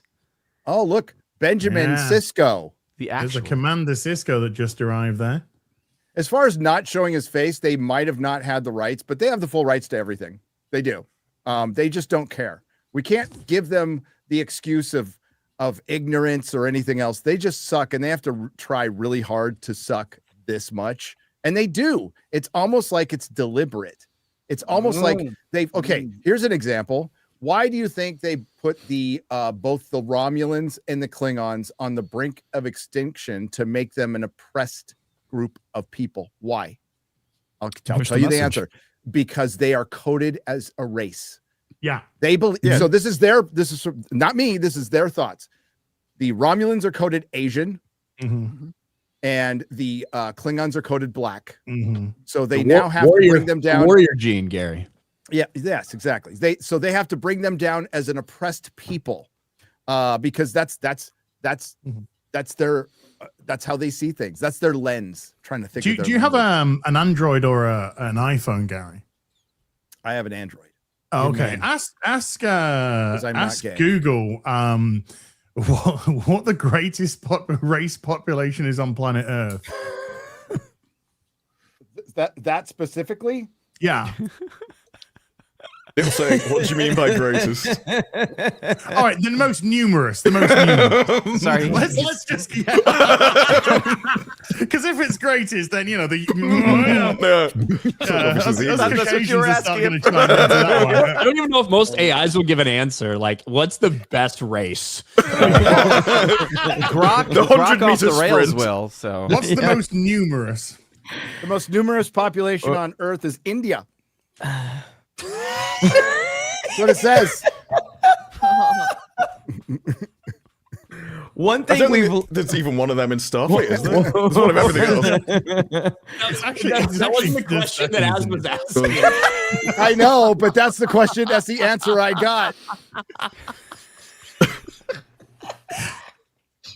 gonna piss myself in a bit laughing. We should have known better than to ask AI, really. Yeah. No, to have Gary ask What AI. was this leading up to as? I said, "What's the greatest race?" And it just sent me a flag, and I don't want to show it. The American flag. Don't want to show that. No. What Can't we've show learned that. about AI is that with AI, do not ready. Oh no, AI. Stupid. When you ask AI a direct question, it's extremely honest, which translates to racist, and then they have to make changes to the algorithm of the AI because they're like, we can't really have you guys answering honest questions around here. No. Did you see the one where it said to the female AI, it goes, count to 1 million? And it was just going, oh, okay, I see what you're trying to do here, but all jokes aside, like, no, I want you to count to 1 million. Well, that will take a really long time. So I don't know. Seriously, count to 1 million. Well, I don't think we're going to do that. If I was to change your voice to a male voice, would it count to 1 million? No, it's still me, just with a male voice. Switch to a male voice then. So he goes, hi, count to 1 million. Sure thing. 1. I asked, what is the greatest race of people on Earth? And it just said Homo sapiens. That's all. Okay. I thought that word was going somewhere else then. I was like... Hey Google, what's the most numerous race on planet Earth? Asian. It's very specific, Asian. India's number 2, by the way. Wait, what? What's the question again? What's the most? Asians are the most numerous racial group, making up approximately 60% of the global population. Whoa. So they sound very oppressed. Yeah, I think they're represented as oppressed Romulans. Oh, Yeah. I know. This is how Hollywood sees it, though, Oh, because yeah. it's only America and it's only Los Angeles. And honestly, the Asians are China, the Asians are pretty repressed. The Chinese, of course. It's just not from white people. You know, that's why the Stop the Asian Hate hashtag ended abruptly. Yeah, for some random reason we don't understand why. It's a mystery. It is Crazy. Like monkeypox. Well, What did that speaking of monkeypox, Whatever some of that happened? went away too for some What reason. did that little fucking That went away cheeky boo quick. go? Yeah. That was meant to be the next COVID. If we're gonna... Oh yes, that's the next line. It's like, oh, what happened? Yeah, Never mind. Who gets it? Who gets it? What's Who butt gets it? Who's COVID? oh shit.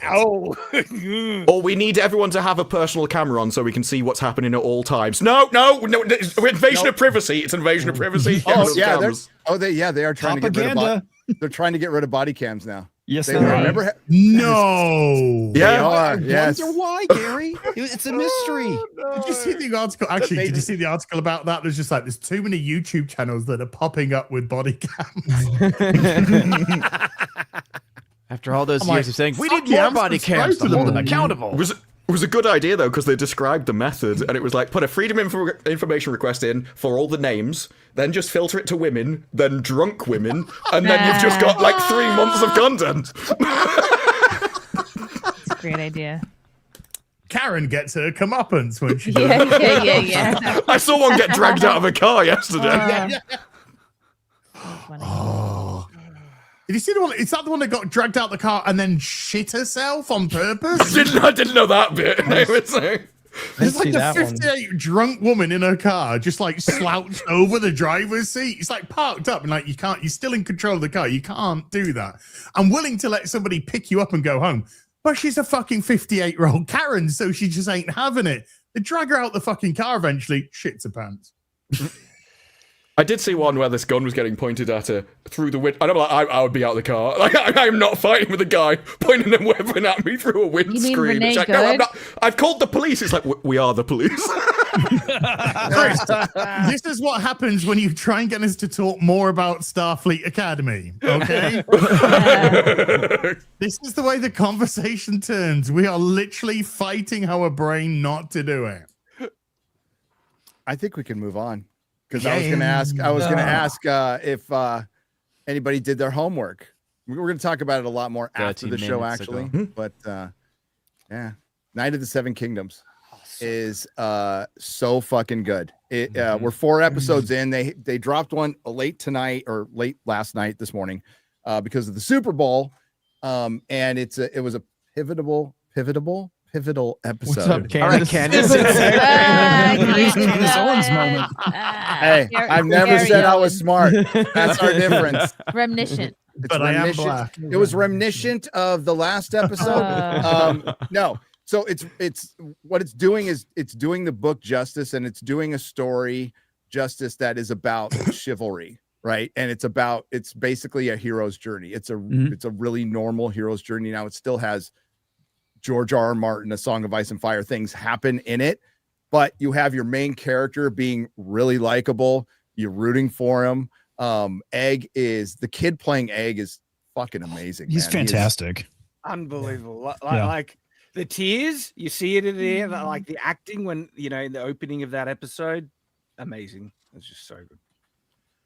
It is. So I watched it this morning with Mahler, and there's like a moment where I got goosebumps watching it, which I don't get from TV shows anymore, when Lionel Baratheon is fucking knighting Raven Foss away. That was fucking awesome. And it's like, oh shit, because it actually meant something.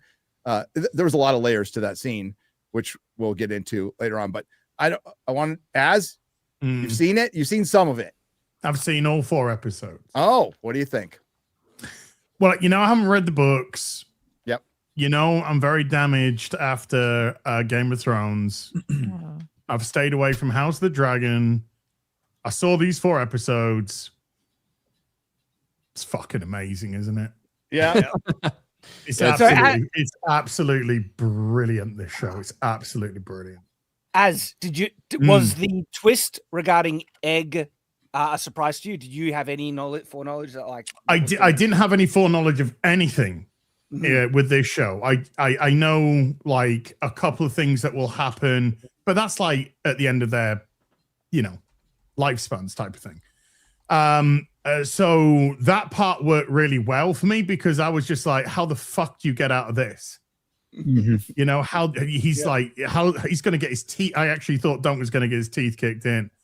So I was like, how do you get out of that? And then of course you get, you know, it's short for Aegon. So, and your heart drops because you're like, oh, now you've just signed your death warrant as well.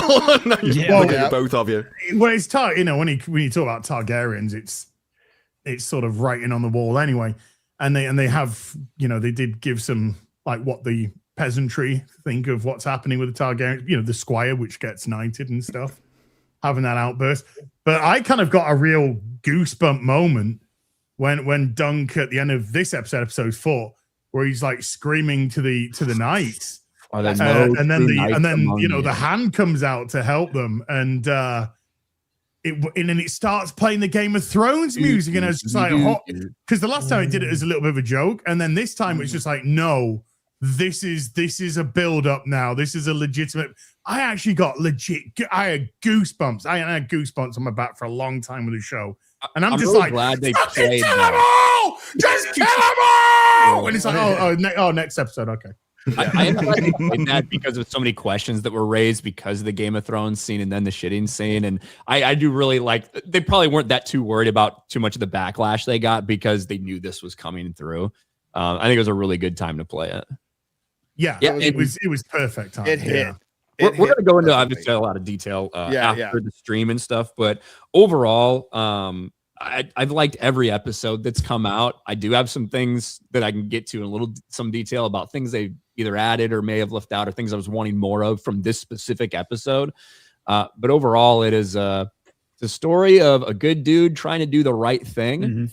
Pretty fucking simple, and everything is really well acted. All the characters, you're able to get across what you're supposed to feel about them, even if they only have about 3 or 4 lines. With basically every character in the show you can look at. So I just think they're making very good use of the source material, the dialogue straight from the Hedge Knight itself, and then also of like keep making sure you know, and this character stands out for like 1 or 2 reasons, and that's what you need to know about them going forward. I like it a lot. Yeah, it stays true to the book. The books aren't that long, so it as we told you, if they just did the 3 seasons on those 3 novellas and end it'd be fine. It would actually be fine. It's little stories with beginning, middle, and ends that are separated from each other that just feature these 2 characters. And it wouldn't. It doesn't affect the overall anything if they just did these 3 books and said, okay. Yeah, but because of the fortune teller, I think they could go there. Well, they certainly could if George R. R. Martin never told us what actually happened there. Yeah. Okay. I think that was already known, though. No. Yeah, there was an article that George R. R. Martin handed over a load of stories, and then recently I think the creator came out and said something along the lines of he wants to do it in 3 sections with time jumps focusing on different characters. Yeah. Which would be crazy if they're able to do that. But. The events of Summerhall are kind of known. We know who lives and dies. We don't know how it happened. A bunch of people die in a fire, but everything that happens surrounding that and whose fault it was and what they were trying to achieve potentially and any rituals they were doing, like a lot of that stuff we know nothing about. It's just all speculation. Gotcha. So that was a really interesting scene that they put in with the fortune teller. She did have a little birthmark on her cheek that made everybody think of Blood Raven. And the good part about this is it's not Blood Raven, but it's supposed to make you think about it. And when you are into a show and you like it, and that people are starting to notice like birthmarks on cheeks and shit, and they're theorizing, that's the health of your fucking show. That's what happens when you have a good fucking show. Is Jimmy frozen? Am I? Oh, he's just going. No. Okay. Well, makes you want to go to the Renaissance. There was a jump when you said it. I'm kind of tuning out because I'm going to watch this at some point. So I'm trying not to listen to the specifics you're saying. There you go. You got anything else you want to interrupt the fucking show for, Ryan? I thought you were frozen. Well, if I was, it wouldn't have fucking mattered. I'm not adding anything to the conversation. It would be funny to pull up your frozen face and make fun of you. You can still do that without me being frozen. He sensed weakness and wanted to confirm. Have you forgotten where you are? We will disrupt anything to fucking clown each other. Okay, that just happens. And I waited until Gary was done with his point. I actually waited. I just wanted to yell back at you. I don't stream with you that much anymore. Okay. Makes me want to go back to medieval times. This show, I like it. You would have got the your camera is freezing up a little bit.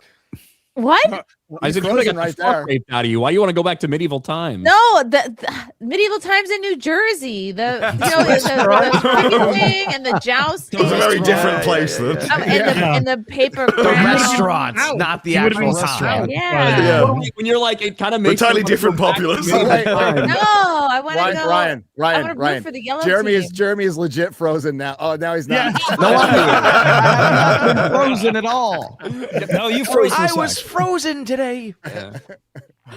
There aren't a lot of specifics I want to get into, but we have the time after for the actual review thing. It's just I loved it, and again, favorite moment that cry call that Duncan makes at the end. Are there no true knights among you? Oh, I loved it. It was so good. It was, and the ending part with Baylor, and again with that music. The thing is, this is probably going to be a show best binge because the episodes are short, but so much happens in them. You actually want more, which is a good problem to have. But this is the best example of why you should release your show weekly, because the momentum on this has been building each week, and it's hitting the peak right now.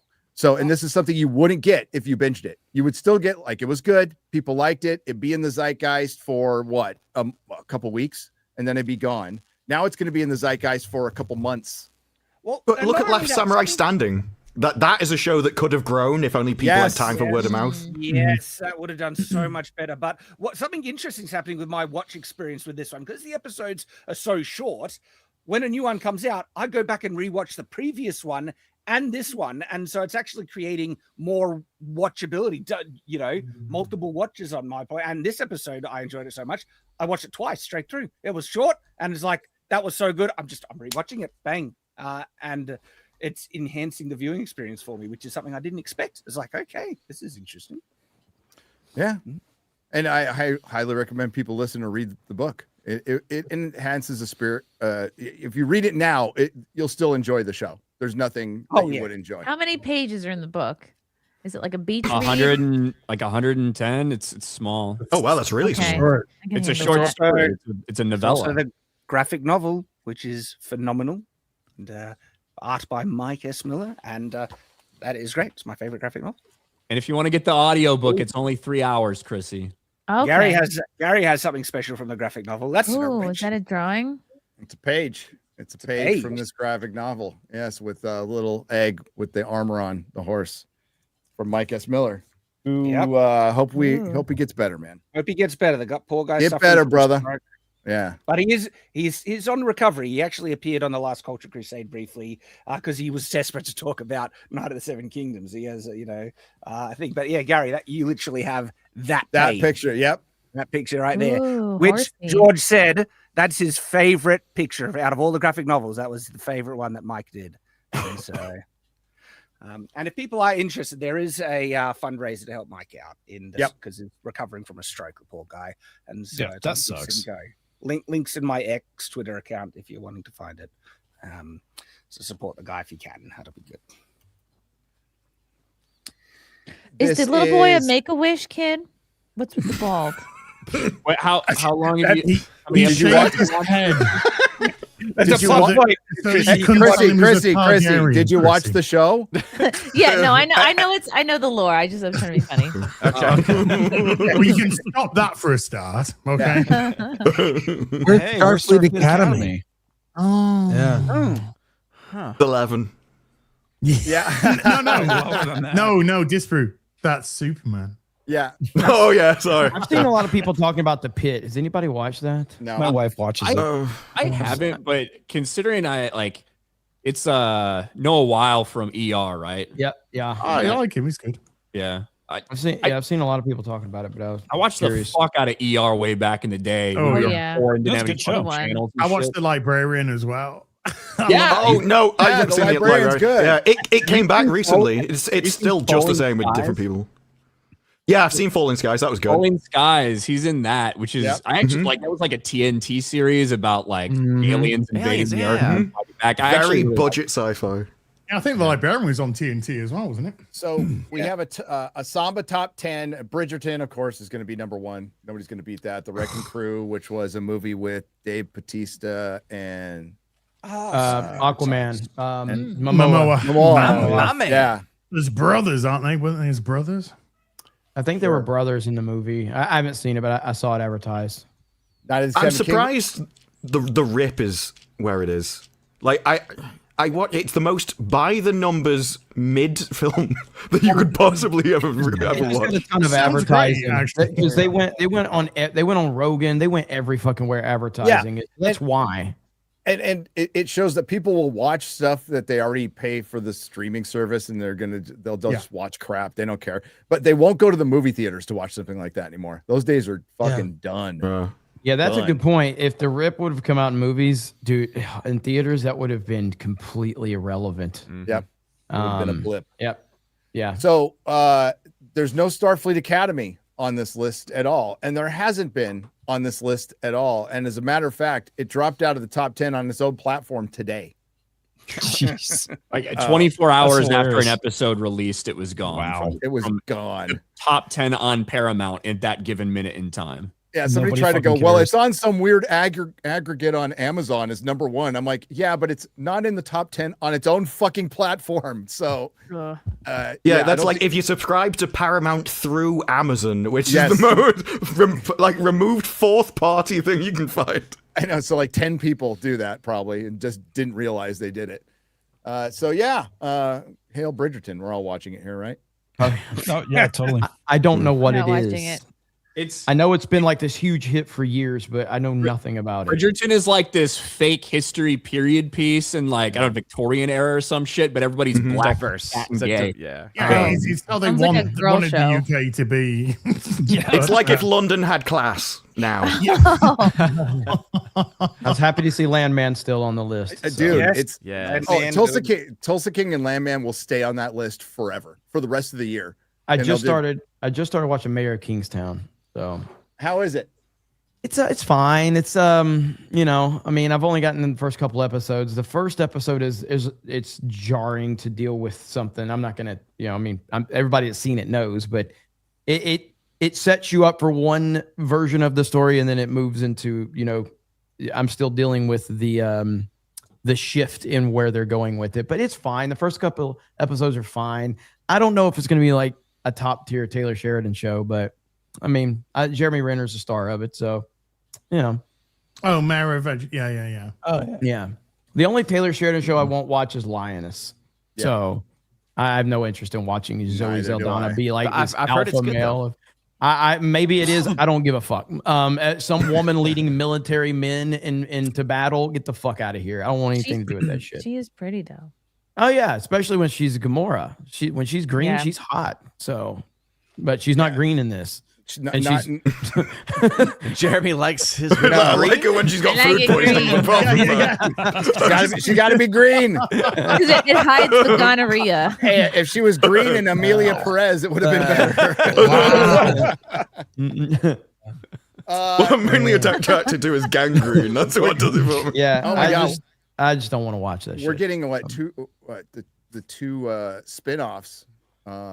Fucking the Rangers, the Yellowstone spin-offs are coming up. Yep. All looking forward to kinds of that. shit. I'm looking forward to that. And the Madison with Kurt Russell and Michelle Pfeiffer. I'm more interested in that than the Yellowstone spinoff. Yeah, I'm not. Or the Rangers Yabba dabba spinoff doo. with Casey. Yeah. Oh, that's sorry. Landman, right? They're doing season 3, I'm assuming. Yes, they Oh, are. absolutely. Yeah. Yep. Good. Like Taylor Sheridan, is he associated? Or who's the creator of it? Taylor Sheridan. Sheridan. Yeah. The guy Paramount let walk. Yeah. So is he doing season 3 or is he associated? Yes. or not? He's still locked in until 2028. Oh, okay, good. So, I imagine all those shows will end in 2028. If anybody likes Sheridan, I recommend watching Wind River with Jeremy Renner. He directed that. Fantastic movie. And Hell or High Water. I think he wrote that one. Good. I don't think he directed that one, but I think he wrote that one. Really fucking good movie too. Yeah. So Disney is Bob Iger's leaving early. He's leaving early because his job is done. Everybody, he did it. He bought everything. He ruined everything. It's fucked it all up, and it's time for him to go. And he's being replaced by someone worse. Someone worse. So my question is there another outbreak around the corner? Yeah, I don't know. Maybe just Josh monkeypox. D'Armo's been he's been ready for this position for years. So this is part of their plan. He's definitely Bob Iger's heir apparent. Like this is the guy that's going to continue to push forward and make things even worse. Like this is not good news. A lot of people are trying to spin the narrative that it is good news. It's not good news. This guy's been running the fucking parks division. He's the person that was behind Splash Mountain being replaced because it was racist. He's been heading up all of this shit. This guy is more of the same. This is not a good move in any way, shape, or form. Jeremy, you so remember it's meet the new Disney, same as the old Disney. Like this is not a shakeup, right? No. These are two people that were at top positions in the company, him and Dana Walden, who then got promotions. It is more of the same and is status quo to a T. This is not some, hey, we need to change something. It's we need to keep everything the same.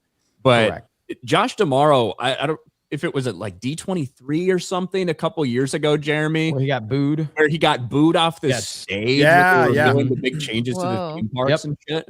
Yep. So, yeah. He has not been good for Disney. So the Galactic Star Cruiser would have been under his watch. Under him, correct. Yep. I don't know if because he didn't actually get the official full promotion to in charge of parks until after Bob Chapek had officially been CEO, right, Jeremy? Something like somewhere in there. Yeah, it was like right after that. But he moved around to different places and different locations and shit as president of this park or that park. But it wasn't until officially Bob Chapek got moved to CEO a month or two after that, Josh D'Amaro took over for him.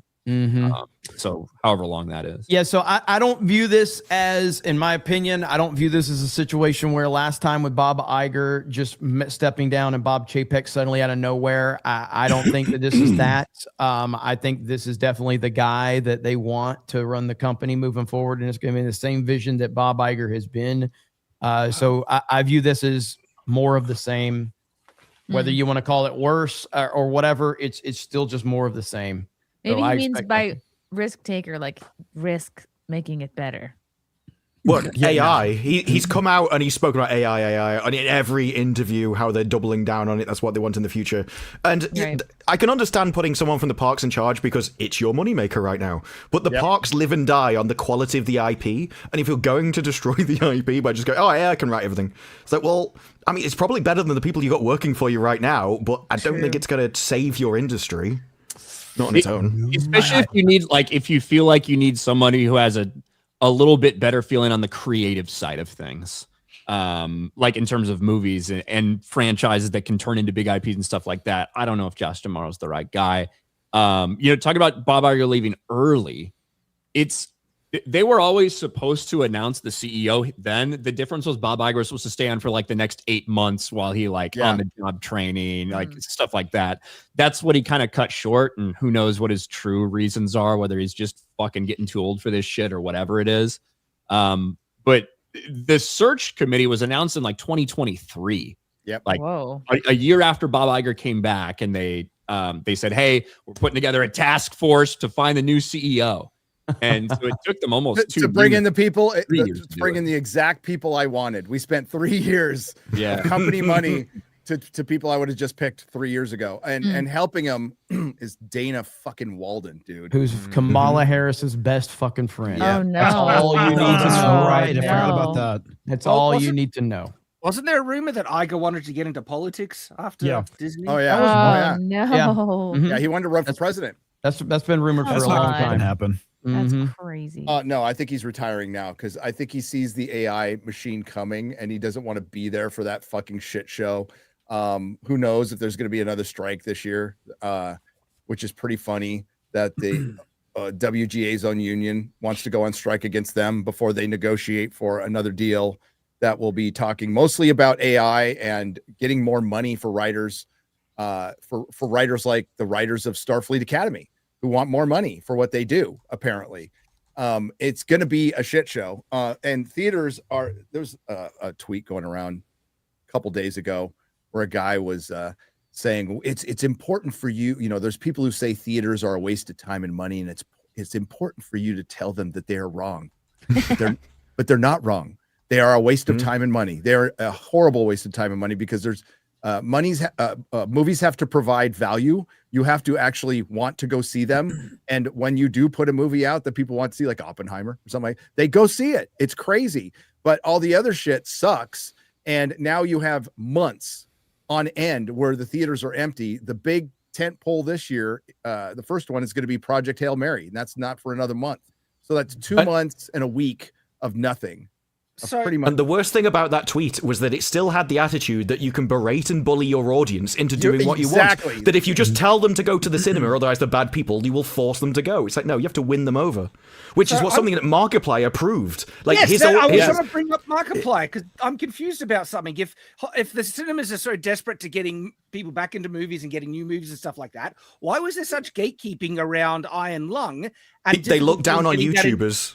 He said this himself. They look down on YouTubers. He said 38 million subs, and like, you're a nobody. You're not Hollywood. And it is the whole movies look down on TV. They look down on anime and comic books. They look down on YouTubers as the lowest of the low. They just didn't believe him. They said that most of his kind of movies go into 3 screens. That was the original plan. And it was only because his audience contacted the cinemas. Then Indie Change did it. Then he got more and more, and it kind of went from there as the FOMO kicked in. Exactly. Why is there gatekeeping in trying to keep out indie projects from the cinemas if they're dying and they need, potentially more movies to try and bring people in? So it's like they deserve to die then if they're going to be, killing themselves by being gatekeepers. The gatekeep.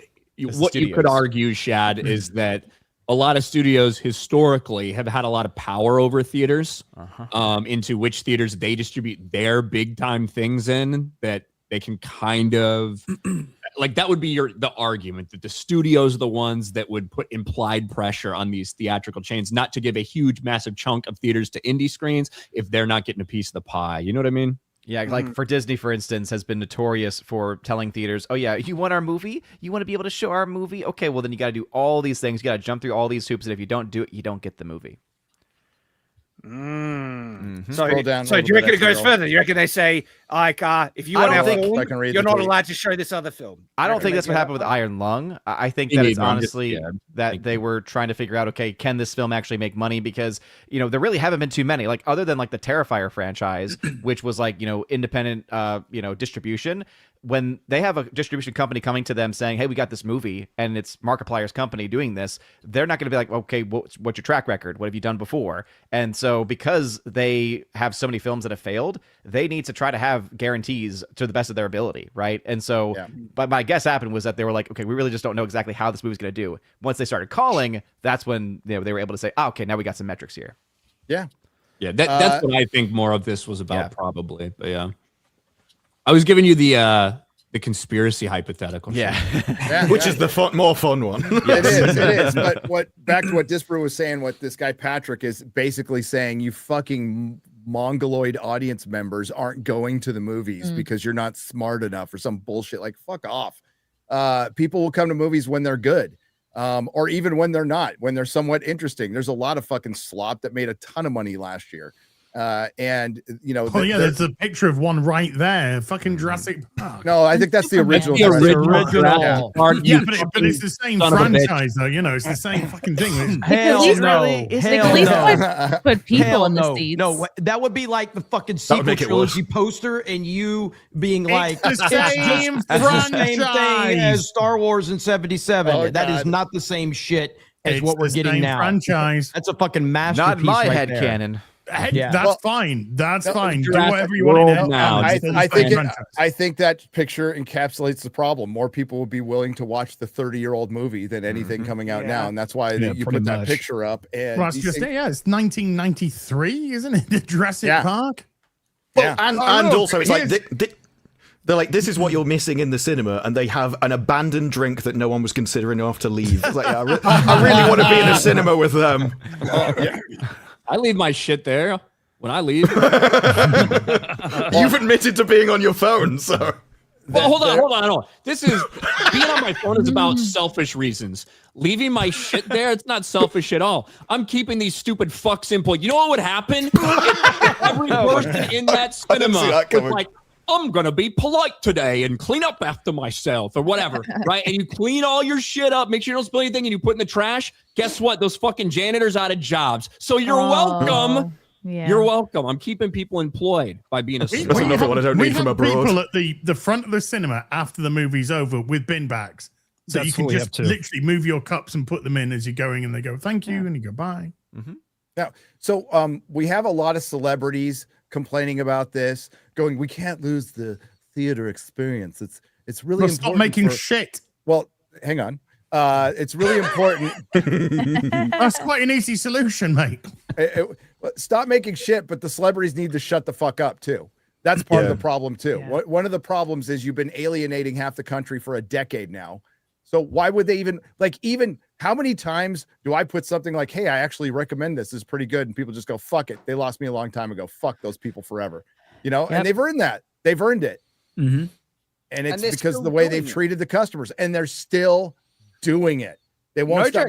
The Grammys, like, they're not actually prominent anymore. This fucking all the music fucking sucks, and they're still up there like they are the most important people in the world, and fuck ice. It's like, dude, you just ripped off an entire Gautier song, and it was named like best song, and all it was some chick putting lyrics over another fucking song. It's like, you're not even culturally good anymore. You're like, not relevant, but good.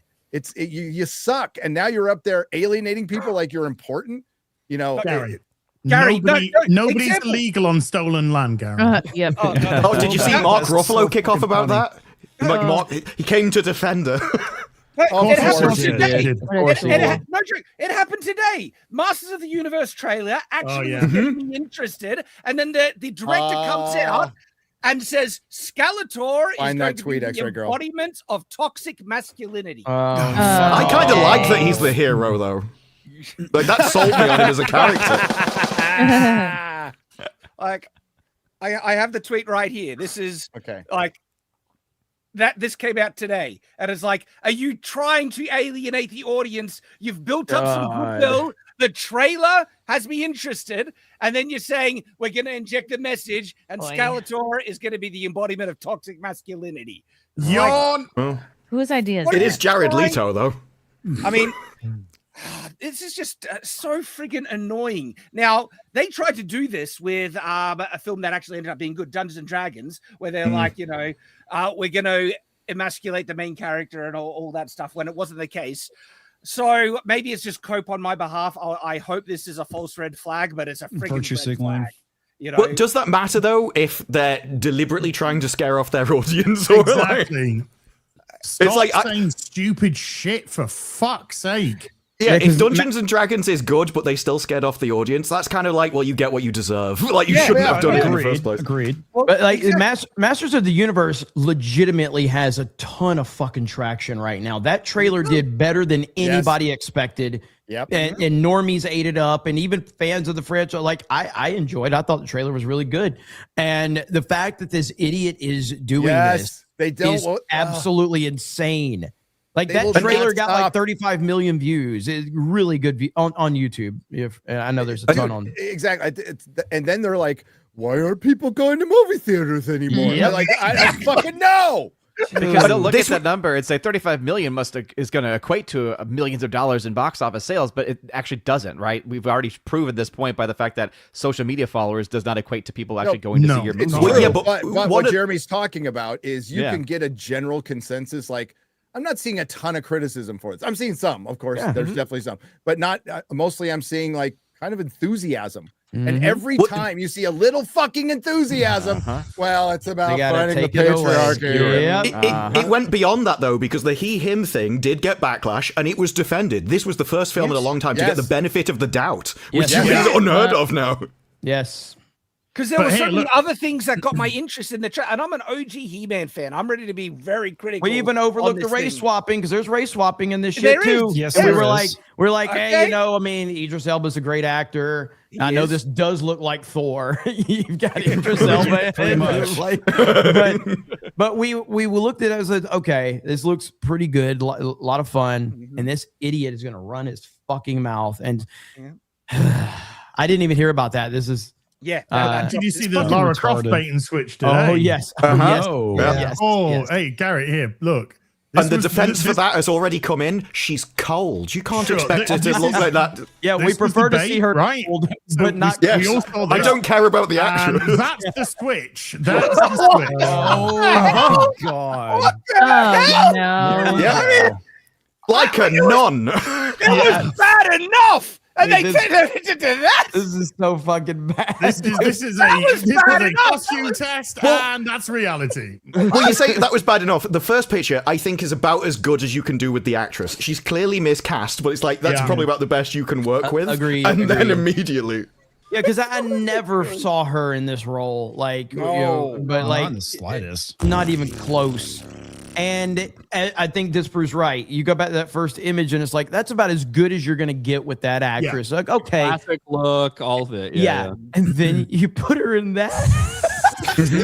It's like now, who knows? Maybe this is gonna be one of like 5 different locations, a cold place or something, right? Right. But releasing Whatever that it is not good. Don't let that be the first image that people see. The first time it gets leaked or revealed. Don't let that outfit be the one. And if that's just like a set photo that somebody else leaked instead of the studio, drop some titties right now and we'll be happy. That's what the original Tomb Raider. It showed they coming out of the shower scene. That was part of the trailer that they showed. So yes, absolutely. And they wonder why Hollywood is dying. Sophie Turner is not it. Sorry, no, she's not. Talk masculinity, Sahd. There's another angle for you. Dude, oh my God. That's awful. This is like a Resident Evil fucking set photo. Like it looks like a cosplayer trying to do Solid Snake as a Wait, go to that picture in the corner. It looks like this is AI Angelina Jolie. That's fine. Yeah. There you go. There you go. That's all you need. The captain of Starfleet Academy. AI is fake. But right now, this is the problem because you're making us look at this thanks to what you've done. Yeah. That's the fucking problem. It's a bit like The Matrix, though. It's fake, and I realized I don't care.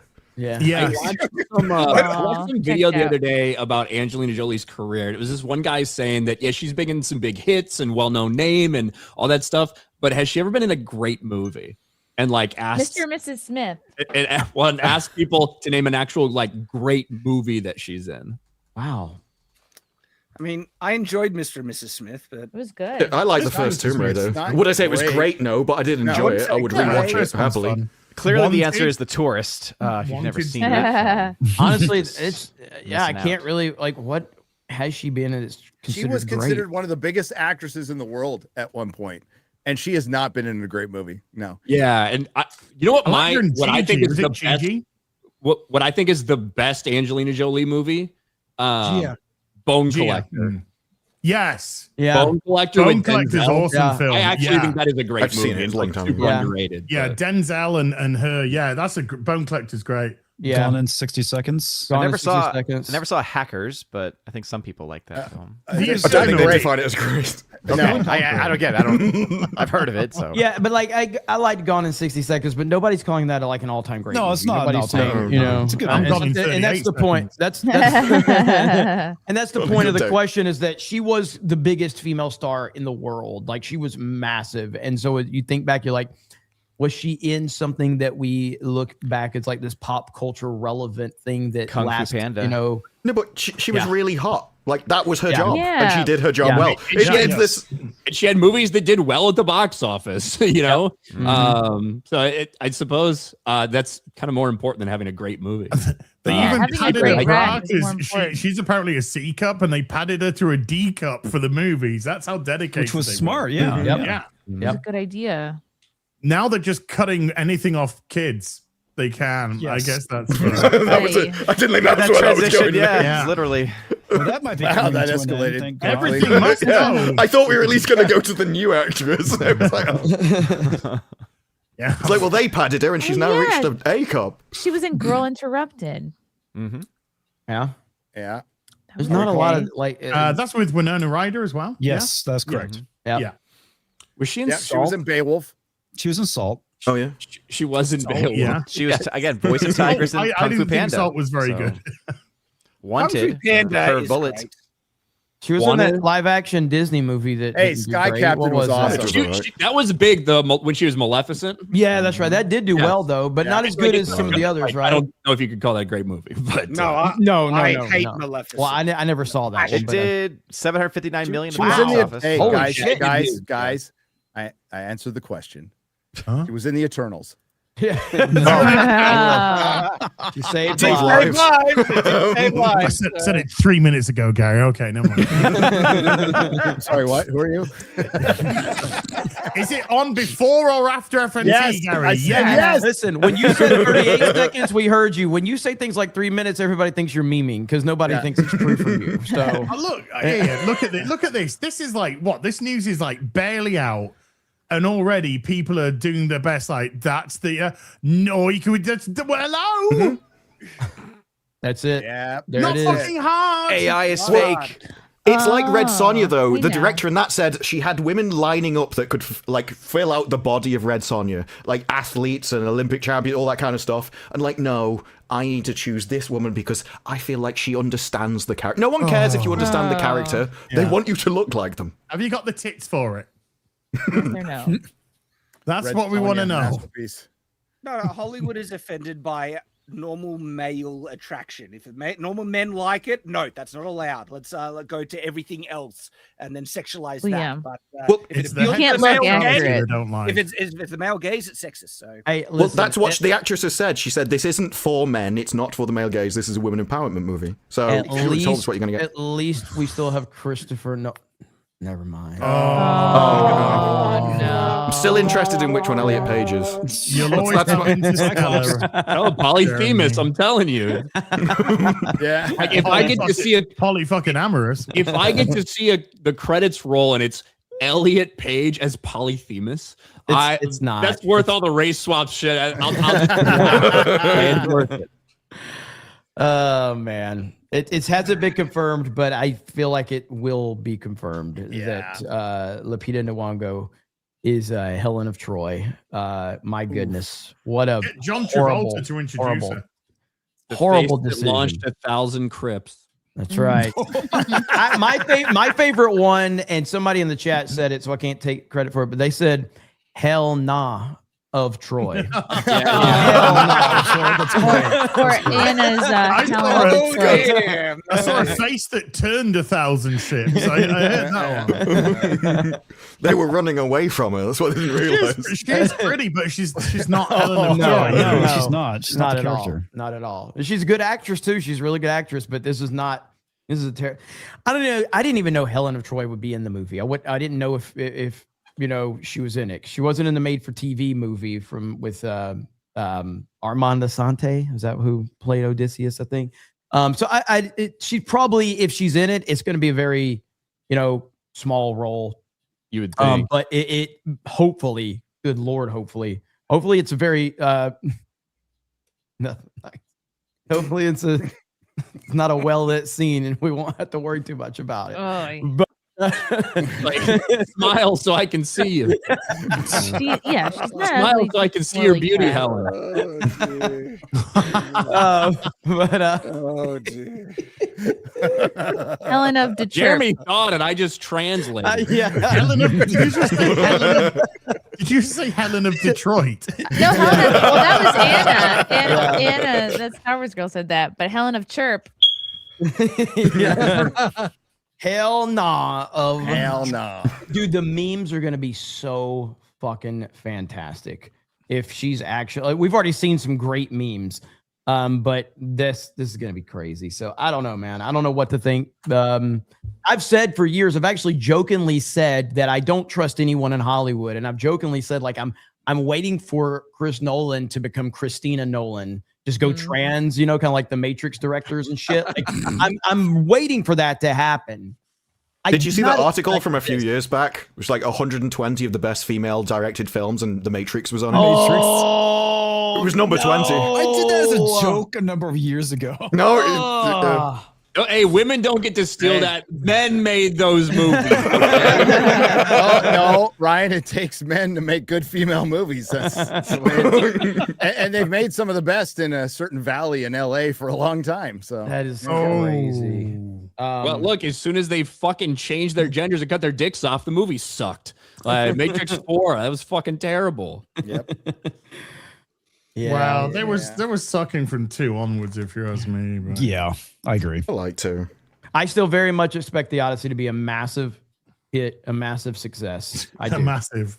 It's going to be massive. Like, there's a lot of people who are like, "Oh, it's going to flop." You don't know what the fuck you're talking about, dude. Like, it's not going to flop. It may underperform from where it could have been, but if you think it's going to be like a fucking MCU flop like the Marvels, what's you the don't know budget what the though? fuck. Yeah, I have no idea, but I mean, the dude did a 3-hour fucking rated R biopic and it made $1 billion. Like, people are going to show up for this movie. The Odyssey is just because they're like so much of what was done shooting on location in different places around the world and stuff. Obviously, he's probably going to try to go as practical as he can with most of the shit that he does. Period. Yeah. So I have no idea what the budget is. I don't think we've even heard a rumor. Reported of around 250. Yeah. Yeah, I think I've heard this is his most expensive movie to date. So I think I've heard those reports. He shot it fast. It was made fast comparatively to other things. Apparently it's already done. So so we'll see. But this casting, and I've not just this. I've been criticizing the casting for a while. I've said this is the biggest problem in the fucking movie. Casting is a disaster. Not that Matt Damon's fine as Odysseus. That's not my first, second, or even third fucking choice, but it's fine. He's not great. Anne Hathaway, always willing to check out Anne Hathaway. John Bernthal being John Bernthal, that's who he's going to play. Or is it Frank Grillo? We don't know. Yeah, we don't know. so some of the Tom Holland. I don't hate Tom Holland. Robert Pattinson's in it, but Zendaya. I don't hate her like the internet does, but I don't like her either. I don't like if she's cast as Athena. I know as fuck Athena. that as Athena. Yeah, that's a problem. John Leguizamo. If Zendaya's slave girl number 5, that's fine. But John Leguizamo again. No, Nolan deserves all the criticism for this shit. John Leguizamo coming out and saying, "If you support ICE, don't go see my movies." He's in the fucking Odyssey. Yep. And I don't feel sorry for Nolan being caught up in that. They went to Puerto Rico. Yeah. During the Odyssey. Like John Leguizamo's been a fucking nut job for a long time. So what's the benefit of hiring John Leguizamo? Nobody's seeing a fucking movie because he's not even a great actor. Not relevant. No, he's washed up. Yeah. Completely. So I think the benefit was, I think, some of his politics. I think if you have some of the right politics, Jeremy, you know this. Yes. You're gonna get consideration where you normally wouldn't get any because you're seen as a rebel. You're fighting the system. That's you're why fighting. he's such a tryhard. He's like he's such a thing bitch. that seems strange about it to me is, Jeremy, you'll probably remember better than most, when the casting came out for Oppenheimer, it was like heavily criticized at the time for like no people of color because the story didn't really Same call with Dunkirk. for it. So like and obviously that performed well, got considered for all the different awards, everything got rewarded by the people, got rewarded by the industry. So it would be such a strange thing to be like, oh well, we have to put some blacks in. You know what? Ryan, I there agree. wasn't enough Asian, particularly Japanese representation in Project Manhattan. No, but like I made this point the other day, but I have heard some people trying to say that the studio's forcing him. Miss me with that bullshit. We don't get to sit here and prance around saying Nolan's all powerful and he doesn't listen to shit, and now suddenly he does something people don't like and they're trying to shift the blame. This is on Nolan. It's on Period. Nolan. In the 100%. discussion, he He's does got not all get the bullied power in the world. He does not get bullied into anything. This is on him. Nobody There is tells. yeah. This is the guy who told his entire studio to fuck off because they fucking put other people's movies day and date. Yeah. Like Warner Brothers, that was a huge loss for Warner Brothers. Warner Brothers. Fuck. Oh, they've begged him. They've begged him to come back. Yeah. This is something we've seen with many people. They are not the same people they were 10 or 15 years ago because they've spent time just surrounded by everyone who has exactly the same opinion. They try and make it that you're the only one without it, and they just eventually collapse and they just believe what everyone around them always does because it's normal. And much like, I'm going to bring a sports analogy into this. Half the chat's going to get fucking pissed off. But when Michael Jordan ran the NBA Great operated baseball like Michael fucking Jordan. When LeBron James was the leader, it was a pussy fucking league. Christopher Nolan is the top of the fucking food chain in Hollywood. He's part of this shit. People think that he's different. I think he's a great director. I fucking love his movies, but I don't think he's secretly like wearing a fucking MAGA hat behind the scenes. Like, I've heard people say The Dark Knight is a conservative movie. I have heard people say that shit. Wow. People have said that shit. You know, like they said that he took like the Harvey Dent line, like they said he took that from like there was George W. Bush isms and shit with how things. I've heard those theories out there. I've absolutely heard it, but he is part of Hollywood and he's at the top of the fucking food chain. So he is not being controlled by the studio. He's making his own decisions. If you don't like those decisions, blame him. Don't try to shift the blame to think that that Universal's telling him what to do. Universal he's coming off of his most powerful moment ever with Oppenheimer. You think now they're telling him what to do? Exactly. Because there would have been so much similar criticism. And it obviously didn't fucking matter. The idea that he would feel any pressure at all to do that here. Like, he's making the decisions because he wants to do it, which take that what you will. Like, it's him. He wanted to do this. The Helen of Troy story. This is where the casting is really like, people like us have been criticizing the fucking casting. That's fine. Whatever. The Helen of Troy, it hit, and obviously Elon Musk jumped involved and sent it to a different stratosphere. But now it's every fucking where. That's what I said on this fucking stream 2 months ago or whatever that was, when we were having the arguments, Shad, about the armoring and how it wasn't period accurate and all that stuff. I said on this show, like, you can say that if you want, and it's valid because you know what you're talking about, but most people, it won't fucking matter. I said what will matter is if that rumor about fucking Lupita Nyong'o playing Helen of Troy comes true, everyone is going to fucking hate that. That'll be the biggest controversy of the movie. And that rumor has persisted. It still isn't an official report, but obviously it caught fire and everyone's talking about it. But the inaccurate armor, that was the red flag for the other liberties they're taking. I feel validated, okay? You motherfuckers said the same thing about Troy. We got a hot white woman as Helen of Troy, okay? And they had all kind of fucked up historical inaccuracies in that one. So not as much. it's nowhere near as bad as what we're seeing. History Bros ripped Troy apart when it came out. Ripped it apart. and me sitting there going, "This is fucking cool as shit." Hey, it's a great movie. I agree. Great Yeah, movie. it's a fun movie. Yes, there's a lot of issues with it though. But no, what we're seeing with the Odyssey, that's going off a cliff. That's so much worse than what we got in Troy. Troy was not as bad. We shall see what happens. But all right, I'm out. You guys have a good one. Is Gary dead? Yes. Oh, Yes. I'm sorry. Okay. All right. Still alive. MegaCon, make sure you go RSVP if you're wanting to be at the meetup Saturday night. Mods have probably dropped links. I'm sure they'll drop them again. Or you can go to geeksandgamers.com and you can click that banner. We'd love to see you guys out there. And you can see how retarded we are in person. You will be very much, your expectations will be met. Trust me. Bye, everyone. Have a good one. Later, brother. Thank you. Bye. Yeah. Real If you quick. don't like it, don't watch it. Except for the Well, Starfleet Academy. We'll have to anyway because of the show. Yeah, no, Yes. we have to watch it. That doesn't apply to us. So I want to talk about Harry Potter real quick because John Lithgow came out and had to kiss the ring a little bit and to the tranny mob. But like he's getting criticism from both sides. He's getting a lot of criticism from the tranny mob that he even took the job. And he's like, I'm still going to take the job. So, you know, he did his thing with J.K. Rowling, which was stupid. And of course, it's going to inflame a lot of stuff. And bring up here. Here's the headline. I want to find. That's not the headline. The other one, X-Ray Girl. So he basically said that he finds her views. What was the word he used, Ryan? Was it ironic? It was ironic. Ironic. That's right. It was ironic, and it's a war on empathy and all this other crap. Shut the fuck up. Yeah, he like again, we're talking about people who just need to shut up. For one, when they're going to be asking every actor on the show, right down to the kids, these questions. That's what the media is going to do.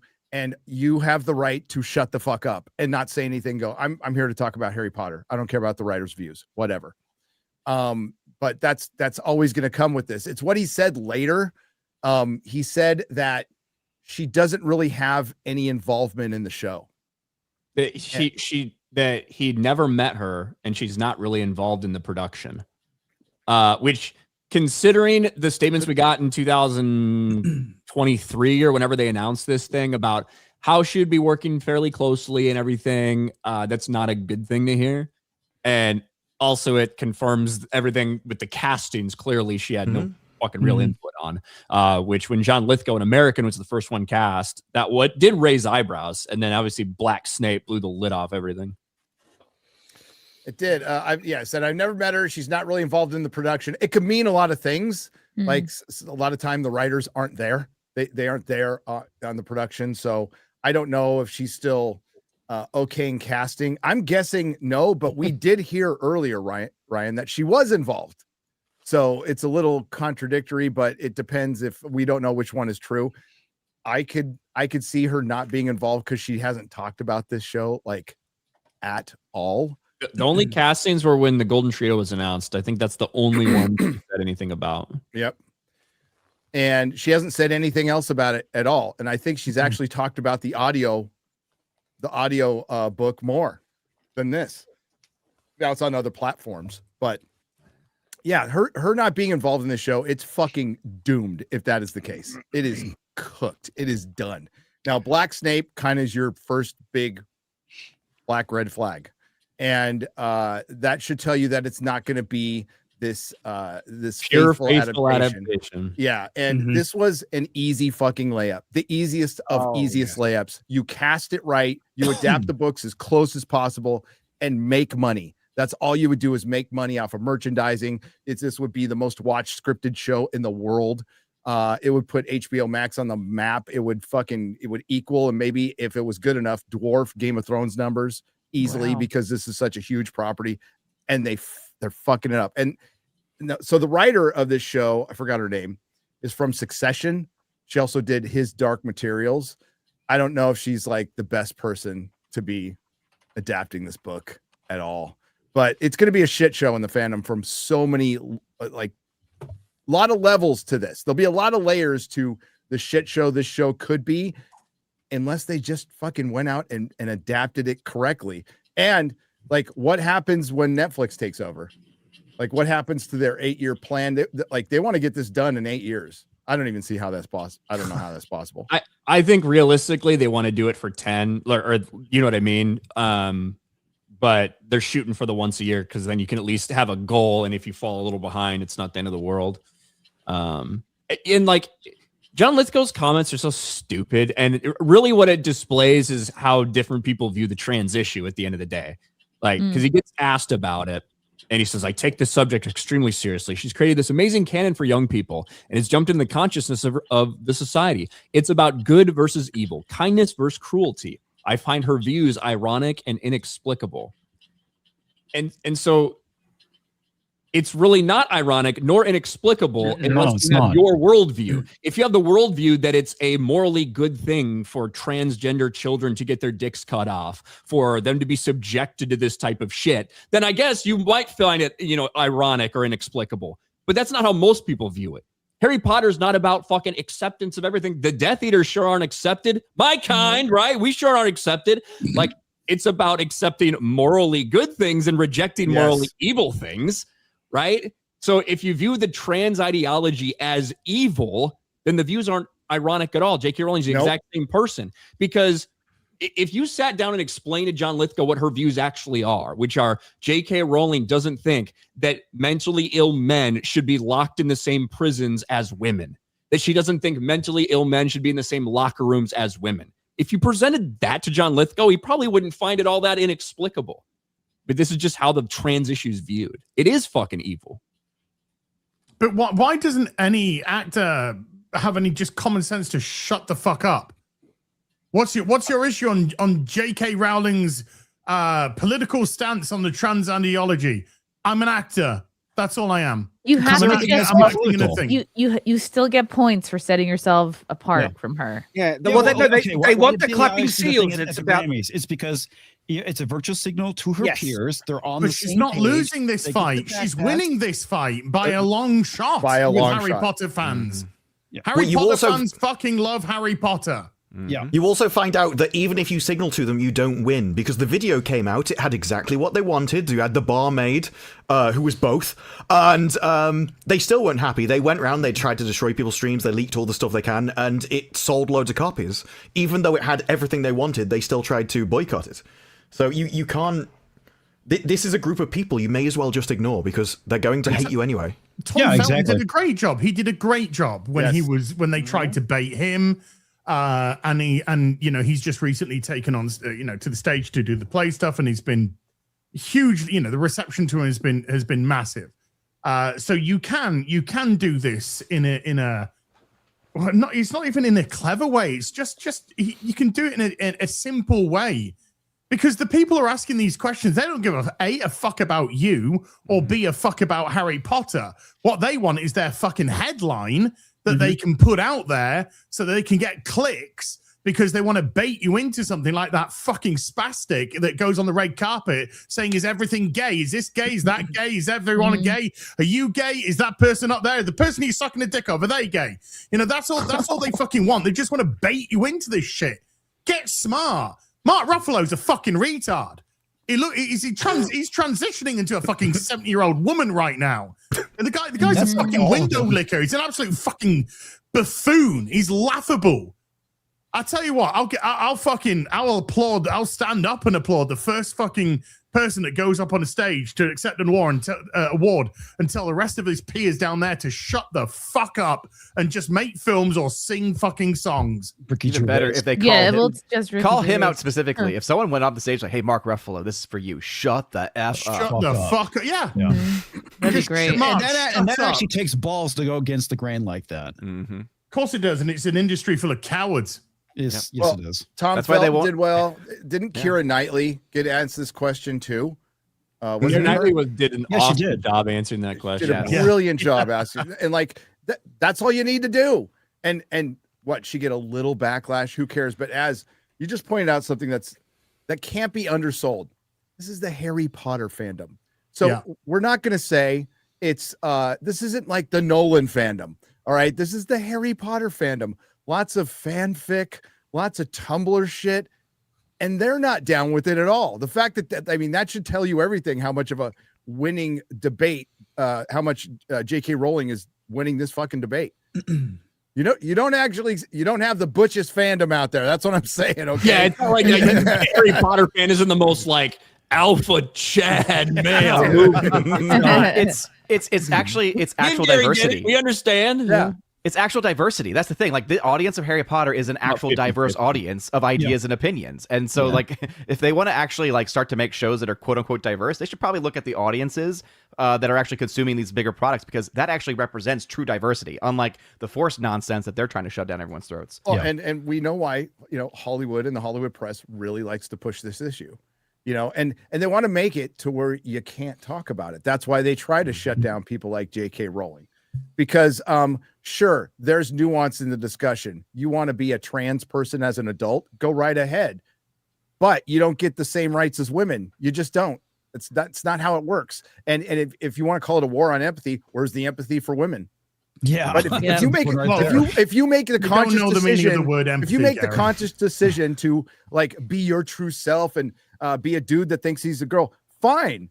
But like, don't inconvenience me. That was your fucking decision. I'll respect you. But like I've said before, I don't drink. I don't expect all my friends to put their fucking booze down and every fucking bar to close every time I walk by. That's just not reality. And Thanks, Gary.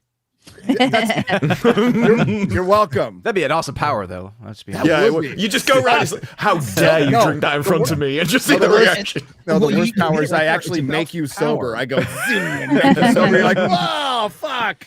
You just cost me a You stole my buzz. And ironically, a lot of people's positions about transgender ideology is based on having sympathy for somebody, right? But it's based off something else. It's based off seeing somebody who is mentally ill, has something wrong with them, and instead of being encouraged to fix that problem or get to the bottom of it or treat that thing, instead told, no, the solution to your mental health crisis is for everyone around you to pretend that your delusions are real. That's how we're going to treat this.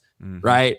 Some people think maybe those people have something wrong with them and they actually need help. And that erodes an entire society. And the rot goes that deep. But it gets worse. Where I was going with this is, if you want to do it as an adult, it's your decision, and you don't get in fucking my way, I don't care.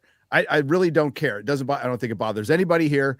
Fucking drag bars exist, always have, and they're for adults.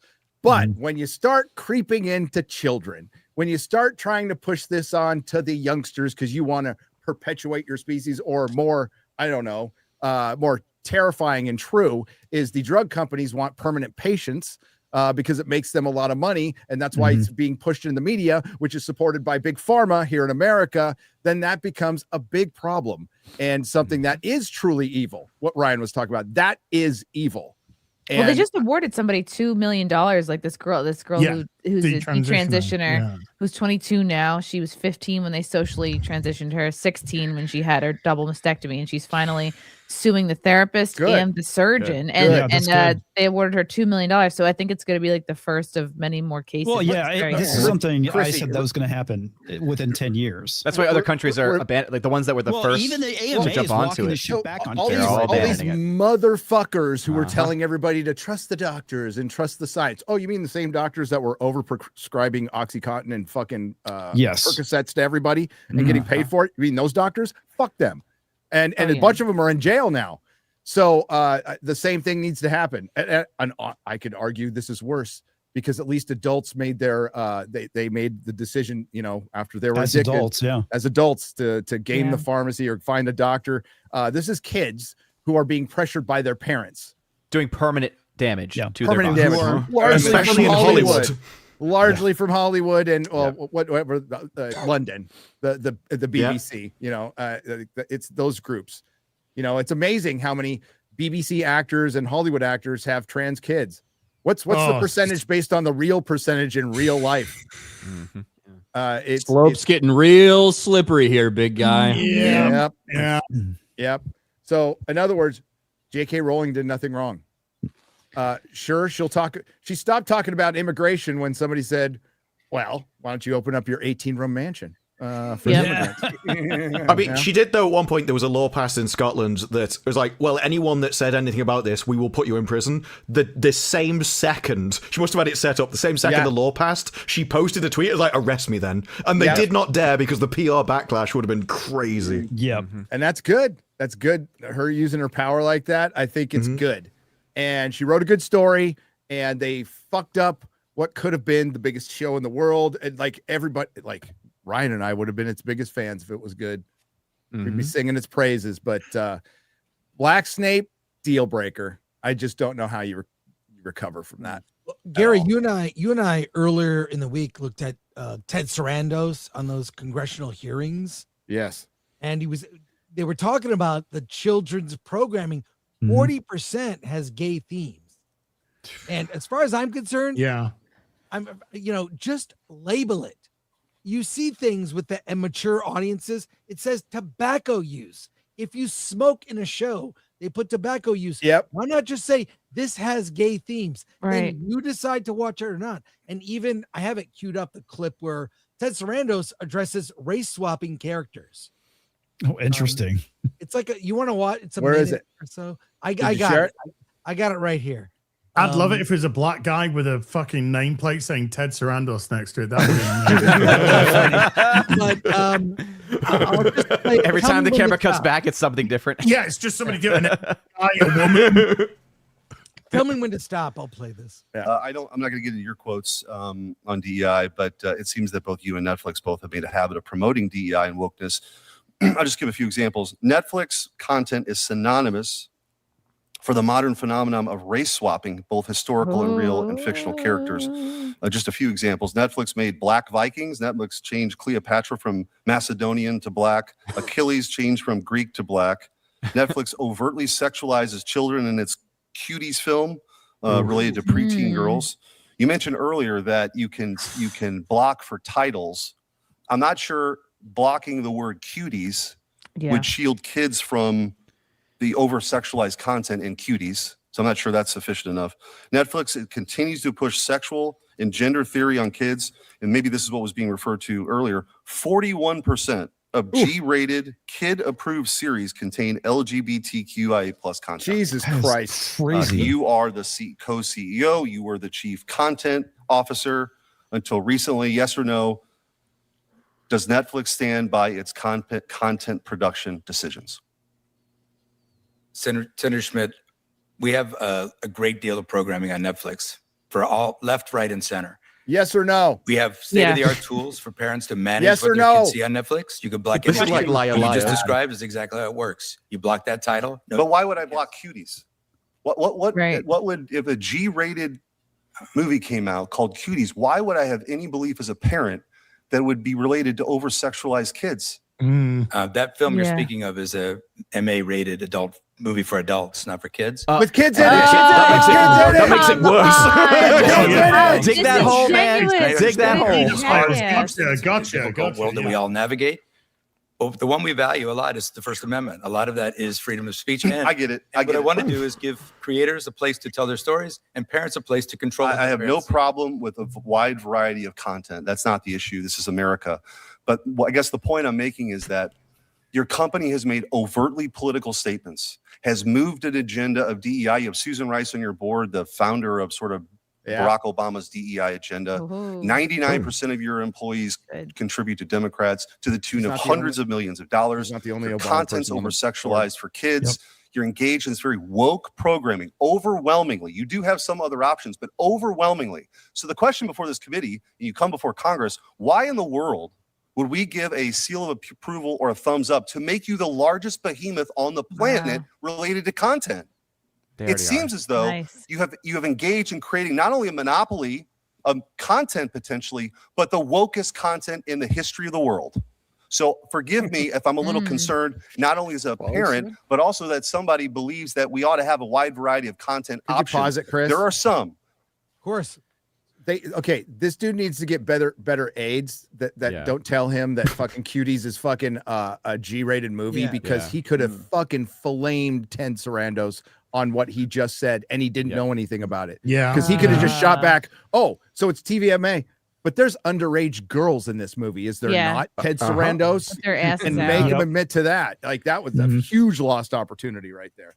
Underage girls being sexualized. Yeah. Sexualized. And it gets worse the more you find out about how they recruited and cast those girls. Oh, And it's like, God, we're yeah. months Dude, I with know. thousands of girls. Where is that documentary? Where is the documentary about the casting of cuties? They taped that, they recorded them, and the girl that got the lead role, you'll never believe this, was the very final girl that they saw. Oh, that was After lucky. Hundreds of them, recording them all. There is behind the scenes footage of these girls in fucking floods of tears doing these scenes. You've got cameramen, and it fucking gets me mad. Cameramen with their cameras right up their fucking genitals. It's a fucking disgrace. It's a fucking pedo movie made by fucking pedos, pushed by fucking Netflix. Yeah. God, the guy just lost a huge opportunity there. Get anybody on this fucking panel to question Ted Sarandos over this guy. We got the receipts because we watched a bunch of this shit. We've been covering for fucking years. Oh, you think they just went through a handful of Nerdrotic videos over the years when he talked about the controversies? But when we were doing these videos, YouTube were immediately demonetizing any video to do with fucking cuties as well. Dude, they were shooting them down so quick. As quick as they could fucking go. You know how you could tell? Because they would be 1 out of 10 for the first 4 hours and then go to 10 out of 10 after getting fucking demonetized. Wow. The overall point he's making is very valid, though. It's like, all right, Netflix is obviously politically partisan in the content it produces. There's no doubt. And now you want to now own Warner Brothers and have even more, production control over what. They need to shoot it down. But they can't. See, that's the problem is we can use the word monopoly and they will be dominant and they already are dominant. But technically, they're not. They're not even the biggest. And they're going to point that out a lot. They're going to go, well, actually, this year we're behind Disney and YouTube. So we're not the biggest. It wouldn't be a monopoly. And Paramount taking over, they're not as big as Netflix, but that's still two big studios combined. Like, that's still bad. Yeah, I think Ripa had a good take on this. Remember the link to Cuties and the Sundance Festival? One of the guys that set up the Sundance Festival, who is now in jail for fucking pedophilia. Dude, that's right. You can't make this shit up, dude. I know. It's like come the fuck on now. Oh, how about the guy who tried to debunk Pizzagate? And he's in prison for fucking prison. Yeah, that's right. For cheese pizza.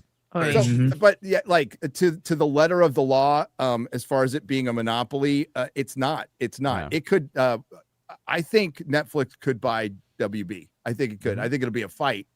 But I think they could. I mean, I don't like it. I want Warner Brothers to be autonomous. I want them to make a good Superman movie. I want it to actually be successful, and I want them to not be owned by anybody because I don't think either of them is a good choice. Now, I think I was leaning more Paramount until I watched 5 episodes of Starfleet Academy. Now I'm not. Now I'm not. Sorry, hit play, Chris. Thanks. Oh, sure. Okay. But the overwhelming majority of your stuff right now is overwhelmingly woke. And it's not reflective of what the American people want to see. So respectfully, if you ask a Netflix member today or a consumer today generally how they view Netflix, I think that a proof point that we might be doing the right thing is they talk about Netflix in the exact same terms as they talk about the country. About 40% conservative, about 40% liberal, and about 20% don't know. Okay. Is it 40% gay kids? Ted? No, it's not. Did they label LGBTQ themes? I don't think I've ever seen that. I've seen there is a section. There is a section. There is a section. But you can sort by it. It's not like a warning. That's how you found the Dharma movie. Yeah. I think what Chris is asking is like, if you randomly come across it and you pull it up in the preview, does it say like a little thing that says gay shit? Yeah, gay shit. Well, That it would should be be funny. but Netflix has a whole load of categories that it like custom designs for you. So you'll have Korean movies about romance in this that's very specific to your niche. I think what these people would want would be more like, can you filter stuff out rather than can you specifically search for things so you don't get jump scared by it? Because Steam allows that. Steam tags all of this stuff and you can filter out tags if you want. So part of this, God, in Ted's defense, parent.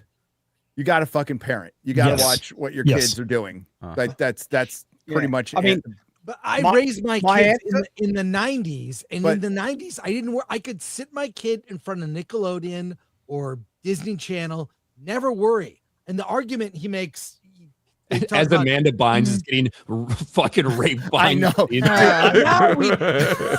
Oh, Jesus back then. Now these companies don't get the benefit of the doubt. They don't. Yeah, and his losing part of this argument is cuties. They should just press on that like over and over again. Yeah. And to answer the thing, like my kids, I don't let them watch Netflix. And if there's anything specific, they have to ask for the specific thing. But otherwise than that, it's like we have physical media. This is what you can watch freely. You parent, but like we can't discount like what he said earlier. Bringing up Susan Rice is on the board. That doesn't get brought up enough. There's a lot of Obama people financially involved in Netflix and invested in Netflix and in charge at Netflix, and they use it. They use it as a platform for their message. It has absolutely got propaganda on it, 100%.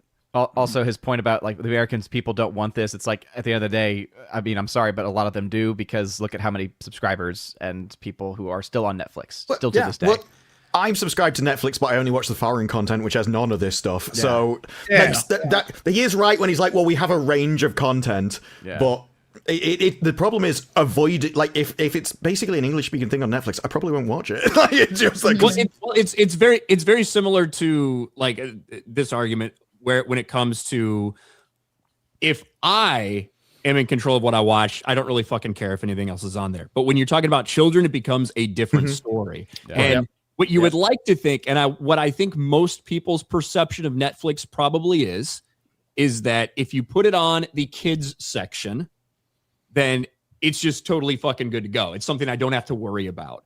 But when 40% of the things within that kids section, if you're like letting your kids watch, if that's your kid's account, they can't get in the other one, then you 40% of that shit is gay shit. Yeah. And I don't think most people think that that's the way it is. Yeah. And no. And I don't know if Netflix is even known for its children's programming. There's plenty of it on there.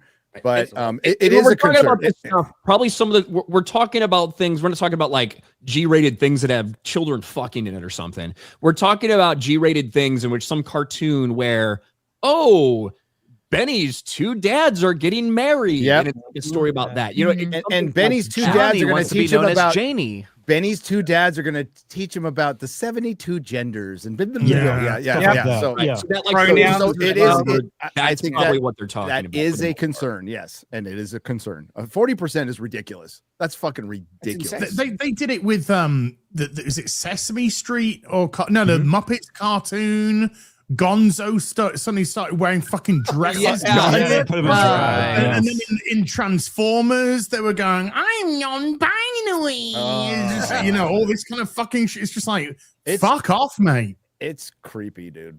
Transformers and Muppets, you should be just like, my kids will be fine with this shit. Teach them how to fucking spell. Or pronounce names. No, the only thing they'll be able to spell is the acronym. LGBT. Oh yeah, LGBT. Do the alphabet. LGBT.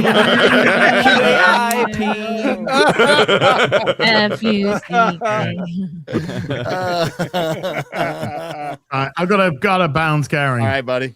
Take care, man. Take care. Bye. We'll finish this up. We gotta get the soups. Do you want to watch more or okay, we're good. Yeah. That's good. Do we want to watch more? I kind of do. I kind of want to see the guy finish. Go for it. Play it. I want to see him complete. That's what's coming softly. What do you want going for? Okay. You can search for a character, an image. But that's not what it is. Those are not the statistics I gave you. I don't know what those statistics. The 40% of your content for G-rated stuff has LGBTQIA themes. So I respectfly don't know how they. We're happy to follow up, and I'd love to get a response. I'd love to engage with your staff. Okay. Right, figure out how they Ted, you are so full of shit. You know exactly. Their whole company is analytics. They know They track all of that shit. And then it gets bragged by Glee.com or some shit about like what the best numbers were for representation across different studios for gays. Like there's charts that do that. I think, Chris, you might have sent me one of those before that came on the industry. I have. Right? This like industry report about shit like that. So it's never enough. It's never enough. No. I'm saying label it and sequester it off, paywall somewhere else. You know, I just start a Netflix gay. Right. Disney should start a gay brand. They should start a streaming service called LGBTQ+. Call it Netflix. By the way, there are gay streaming services. They're all like yes, Paramount Plus, Disney Plus. It's all gay. They're never financially successful. There is not enough of a market to support it. So I say, let the marketplace decide. If a lot of people want it, make more of it. I have known this for decades, having done Film Threat since the 80s, right? It's this small, it's New York, LA, a couple theaters. That's it. The market is small.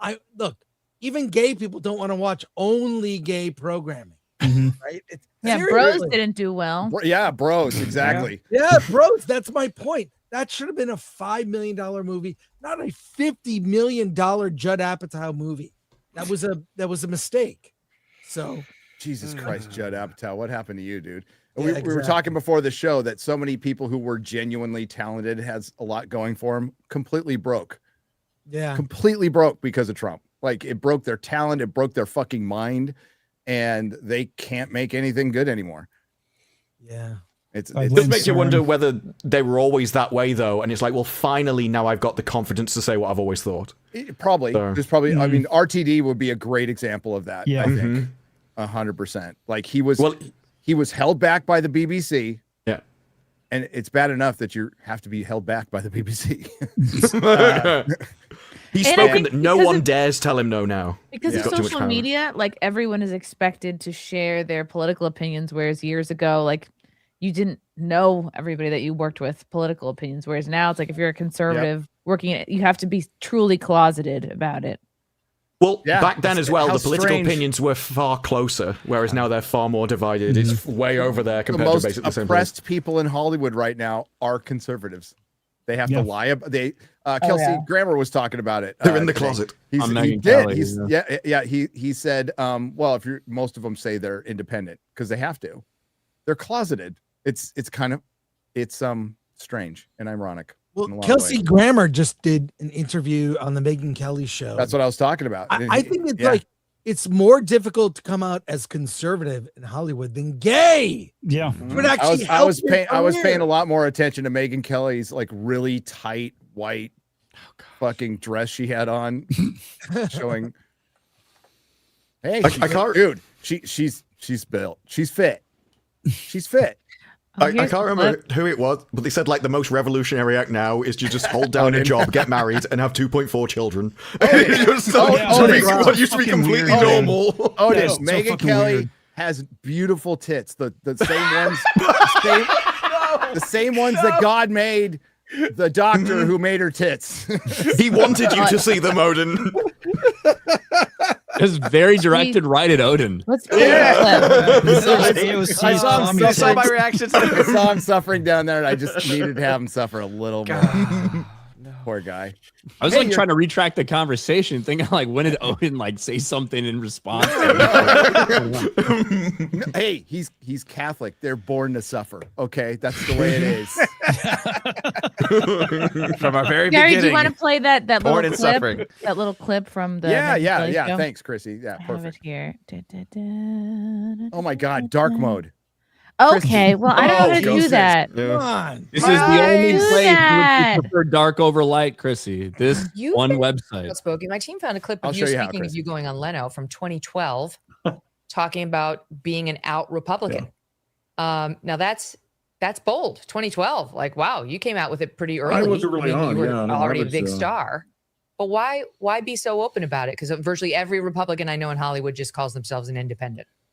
Yeah, that's why it's so popular now. So there's a lot of people who are popularly, oh, I'm an independent. Well, okay, well, fine. So thank God you make some sense once in a while. But I'm a little more outspoken about it. I just think it's sort of exhausting to be so up in arms about every single issue that comes down the pike.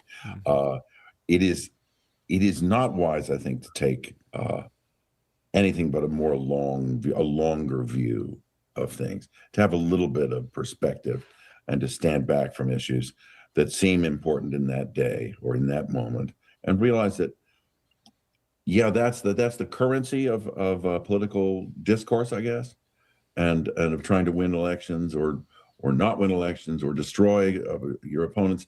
I mean, we live in America. We're all Americans. We need to remember that, and at least I believe we need to remember that, and that my fellow American is not my enemy. No, that goes back to my Christian lens that I put on things, which is, love thy enemy as thyself. Do unto others as you would have others do unto you. These are things that still are important to me. And so that's why I think I probably outed myself a long time ago. In retrospect, outing himself. He had to use their language. Outing. Yeah. Topic. It did relegate me to the fringes of society in Hollywood. And so I may have had my peccadillos, as they say, but I was never part of the dungeon crowd, the stuff I've heard about. I'm not in that world. Dungeon crowd. Eyes wide shut. How did it relegate you to the fringes? Well, I wasn't invited to those parties. Ah. And that's good. I'm glad I wasn't. Yes. Good for Be him. boring. Wow. Be Good fucking for boring. you. I guess he made enough money doing Frasier where he could be out about his politics. No, there's a reason that there's such a cottage industry of BDSM in West Hollywood and San Francisco and New York, because that's everyone their that's currency. writing all of our shows is gay. Yes. Oh. And likes to get pegged or whatever. I mean, like, it's, hey, that's what happened to the Wachowskis. They were fucking pervs. They were always pervs. We talked about it earlier this week. So there's an Christian. No, it was Graham Linehan said, "Hey, if you want to know what happened to the Wachowskis, I got the article on my Substack from Rolling Stone that came out like 10 years ago. That Rolling Stone took off their own website. Read that article, and it answers all of your questions if you had any question. Oh, and there were like really awful people. They were like horrible, awful people. Fucked over their wives."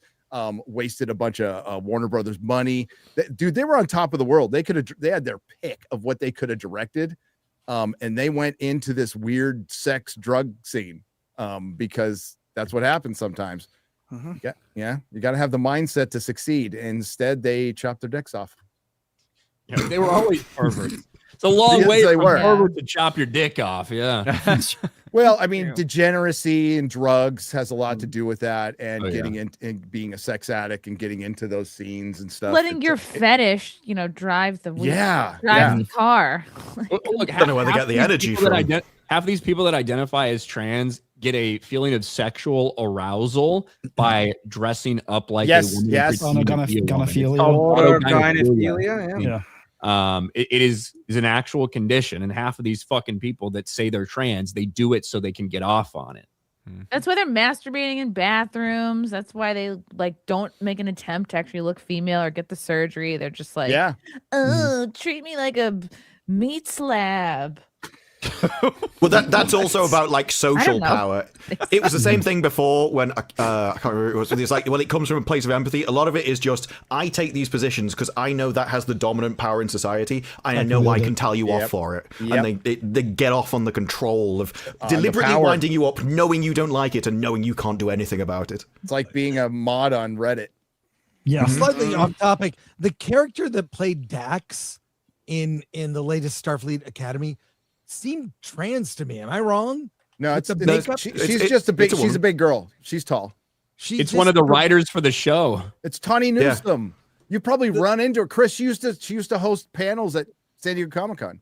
She's a voice actor. probably. Yeah. Just Yeah. in that makeup, look really. No, the makeup did not do. That was her. weird. It did not do No, she anything looked like for her. Leatherface. She looked like she chopped somebody's face Yeah. off and put it on her face. It looks really fucked up. It was horrible. How crazy would it have been if like that had been like a really good friend of Chris's or something, and he didn't. Yeah, that was Alan. What do you mean? The chances of Chris doing a panel with her at San Diego Comic-Con in Newsome. 2010 are high. So Yeah, maybe I ran into her. Dude, listen. I can't remember Comic-Con 2013 like at all, but I was really high on cocaine. Okay. Like the whole time. So, that explains it. You can't remember it. You just know you had a great time. I know I went. Well, I had a great time, and when I got back, there was an intervention, and I got thrown into rehab. You was worth it. Fair. Yeah. But as I've said, the most well-timed relapse of all time, but it got me out of the comic book industry just in time before it went to shit. So I guess I can be thankful for that. Let's get to some soups, and then we're gonna raid ourselves. We're gonna rape and pillage ourselves in the next stream. Oi, stop raping. I know that's Stop raping, sir. Stop raping, sir. Shlomi Leaner for 50. I was speaking with my friend about Star Wars, and what we agreed upon was that the two best projects Disney made was Andor and Jedi Fallen Order games. Want to know what they both have in common? The main characters are white straight males. Well, of course, except Andor doesn't have a white straight male character. He's Latino. Oh, Latino. He's But he passes for white. White passing. He's white passing. Yeah. But he is a Latino. Unless you're thinking of Skarsgård, because the main character in Andor is the most boring thing in it, like by far. Luthen's awesome, but listen, Andor's half good and half bad. Boring, bad Disney. I must have only seen the bad half. I like the import. Well, okay, the lesbian shit was so you could have taken the lesbians out of the show and nothing would have changed. So stupid. I do think if you're stacking up against everything else they've made, I do think it's the most competently made thing that they've had in Disney Star Wars. The least worst. If it was just the Empire stuff, it would have been really good. They what they did with the Empire is what we thought was going to happen when Disney bought Star Wars. That they would I liked a grow it lot up of the little ISB stuff. Yeah. Yeah. I did think a lot of that was well done. Yep. Just calling it like I see it. Didn't like the other part. Can't even remember most of it. Hey guys, Stargate SG1 season 4 episode 6 window of opportunity is one of the best episodes in my opinion.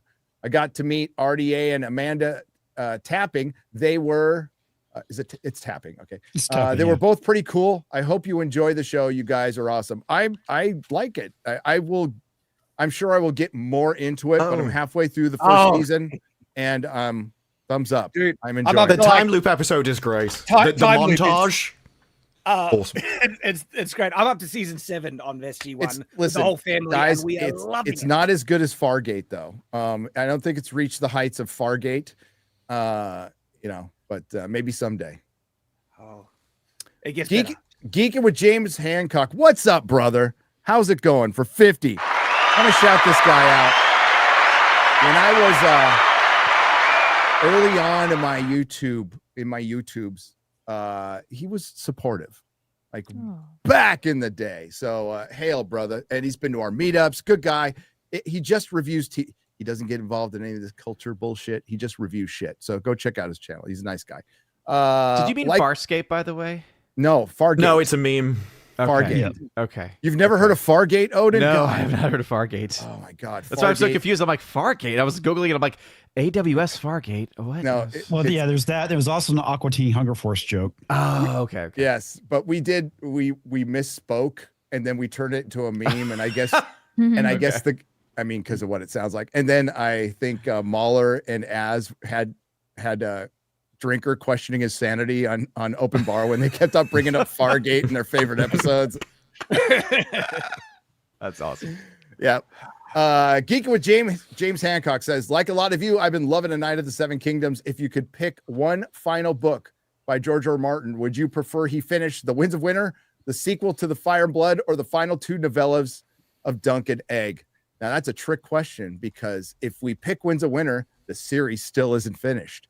But if he does a couple of more novellas for Dunk and Egg, that could finish it. But he's only working on 2, and it's the She-Wolves of Winterfell and the one in the Riverlands. I forgot what it's called. I forget what it's supposed to be called. But that's like, that would mean we get 5 books and still no Summerhall. Like, we don't even get to the end of that story either. So, James, I'm going to be real. I want Winds of Winter because I just want to find out. I want to see poor fucking Jon Snow is bleeding out at the fucking wall. And I want it because I think Winds of Winter, we will get we'll get answers to a lot more questions. Answers to the questions. And I think the payback for the Red Wedding happens in that book. And the North finally fucking remembers. And I think it'll be brutal. Well, it's already been brutal. You know, they put Freys in pies, which was and also awesome. If anyone chooses Fire and Blood 2 out of those questions, I question their sanity. I question your sanity. Yeah, Jesus Christ. Like, I don't mind the Targaryens, but they aren't the be all end all for me in A Song of Ice and Fire. George loves them. I wouldn't mind if they were actual stories, but they're not. Yeah, you know, they're not. It's a fucking Cliff Notes version of Westeros history. But if you're like, and I don't blame you at all. We've talked about this with Watchmen, with a lot of stories. There's a lot of great. Watchmen's a great story. Like, some people don't like it. That's fine. But what it did to comic books is awful. Everybody tried to be a Watchman. There's so many Watchmen knockoffs, and all they've done is deconstruct, and we're way past like reconstructing the heroes. And the one thing that makes A Night of the Seven Kingdoms different is it's just a story about a hero. Now, bad things happen in these books, so don't think this is like a Disney story. This is a Song of Ice and Fire story. All right. So, and still very much, but I can tell you confidently, there's bigger dicks in Disney projects for kids. So. Yes. But Dunk and Egg in these stories survive, and they're good, and they do heroic things. They do heroic good things. Well, Dunk fundamentally believes in nobility and goodness and honor, like honor, and he appeals to it. That's why this last episode was so good. And that makes him the heroic character that is, you know, we love. Yeah. Yep. All right. Where was I? Sorry.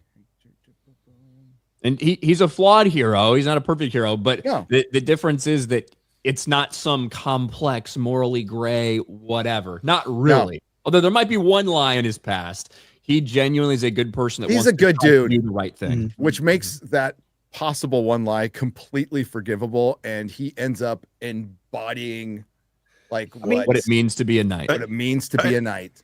I mean, and you need those. You need those all good characters in order to have the morally complex grey ones. Like without Picard, you couldn't have SD6. It wouldn't make any sense.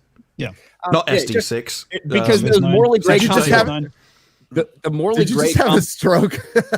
Well, SD6 is from Alias. It's like, I mean, Section 31. They're both black, like secret agencies. I get what you're meaning, though. Sorry, Ryan, go on.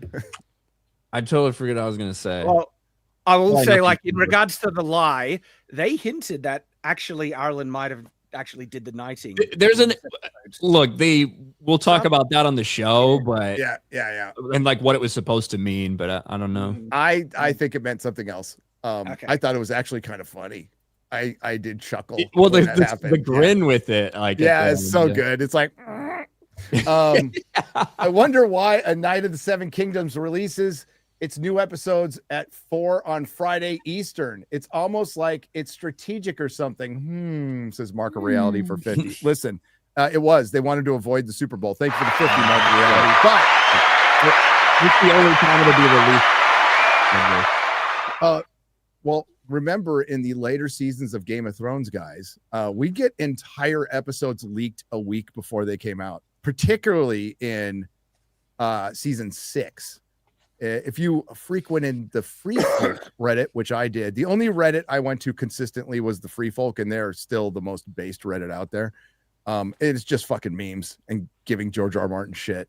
But Really imagine what it's like today. But dude, they always had leaked episodes. Some of them be black and white or whatever, but I'd watch them all. I watched the Hold the Door episode like a week before it came out. That's crazy. Yeah. Oh, they leaked Peter Capaldi's first episode for Doctor Who. That a test screening got leaked of that, and that was in black and white, no effects, but I watched the whole thing. Duke Devil 95 has gifted 20 Nerdrotic memberships for $100. Hail Duke Devil. He's a good dude. And you can all watch me watch Starfleet Academy next week on Thursday morning. The Man Bro Dude. That's us. The Dude Bros. The 100. Dead channel that's under attack tax. Oh, yep. Yep.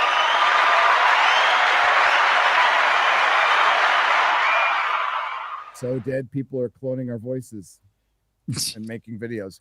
Neanderthal 2020 for 100. If anyone wonders if you can start a YouTube channel, yes, you can. Yes, you can. Yes. And you know what gives you the right to start a YouTube channel?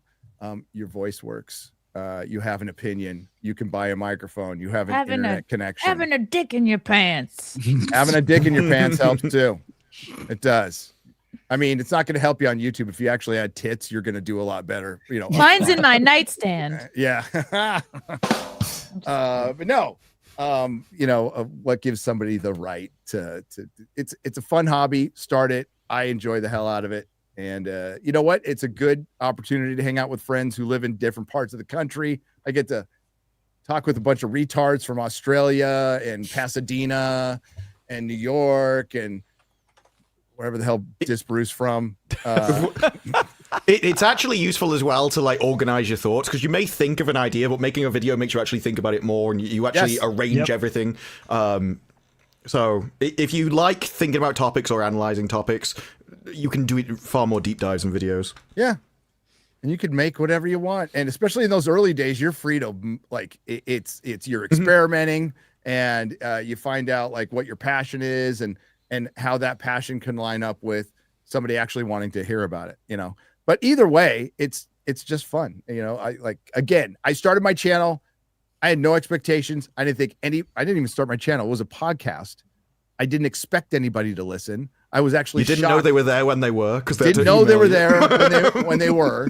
And like my mom wouldn't even listen. My sister I didn't care. It was me getting together with some friends and talking about this stuff that my mom still hasn't watched. No. My mom thinks it's a radio show, Chrissy.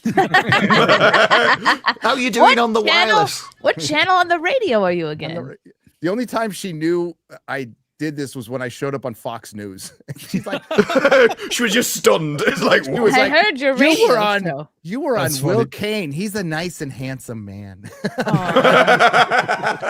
She should just start channel reviewing news presenters. Yes. It was like, I really like his face. Is this Zazalak? Zazalak, 2 parts for $100. Says Chris, I'm a Detroiter. Is that what you guys are called? Is Detroiters? Yes, or Michigander. Detroiters I like better. Michigander. Yes, I agree. Michigander sounds like something like the kind of goose. Like take a gander. Yeah, it sounds like shenanigans or something like that. Sure. Well, it's like Sheboygan, Wisconsin. That sounds like something like you do in the backseat of a car. A Michigander. Born in 80, so a little younger than you. A lot younger than Chris. A lot. But I remember seeing you in old Thomas video. I didn't know who you were, so I just thought you were some older goth guy I'd see at Denny's at 3 a.m., which he is. What? He absolutely is. I worked at Thomas Video in high school. I lied about my age, got a job at 16, and you had to be 18 or over because they had porn. So, yeah, you know, the wild random dude recognizes you. Well, I mean, who's buying the porn? I worked there through college, but yeah. And by the way, today's the 41st anniversary of Film Threat. Oh shit! Why'd you bring that up? I put it on my X feed or Instagram, whatever. It was a zine when I was in college at Wayne State University. Then became a magazine, Legit Mag. Then Larry Flint bought it in 1991.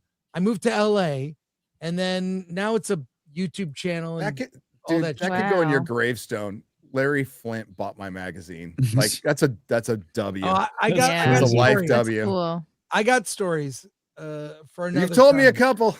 You should write a book, Chris. You should. Yeah.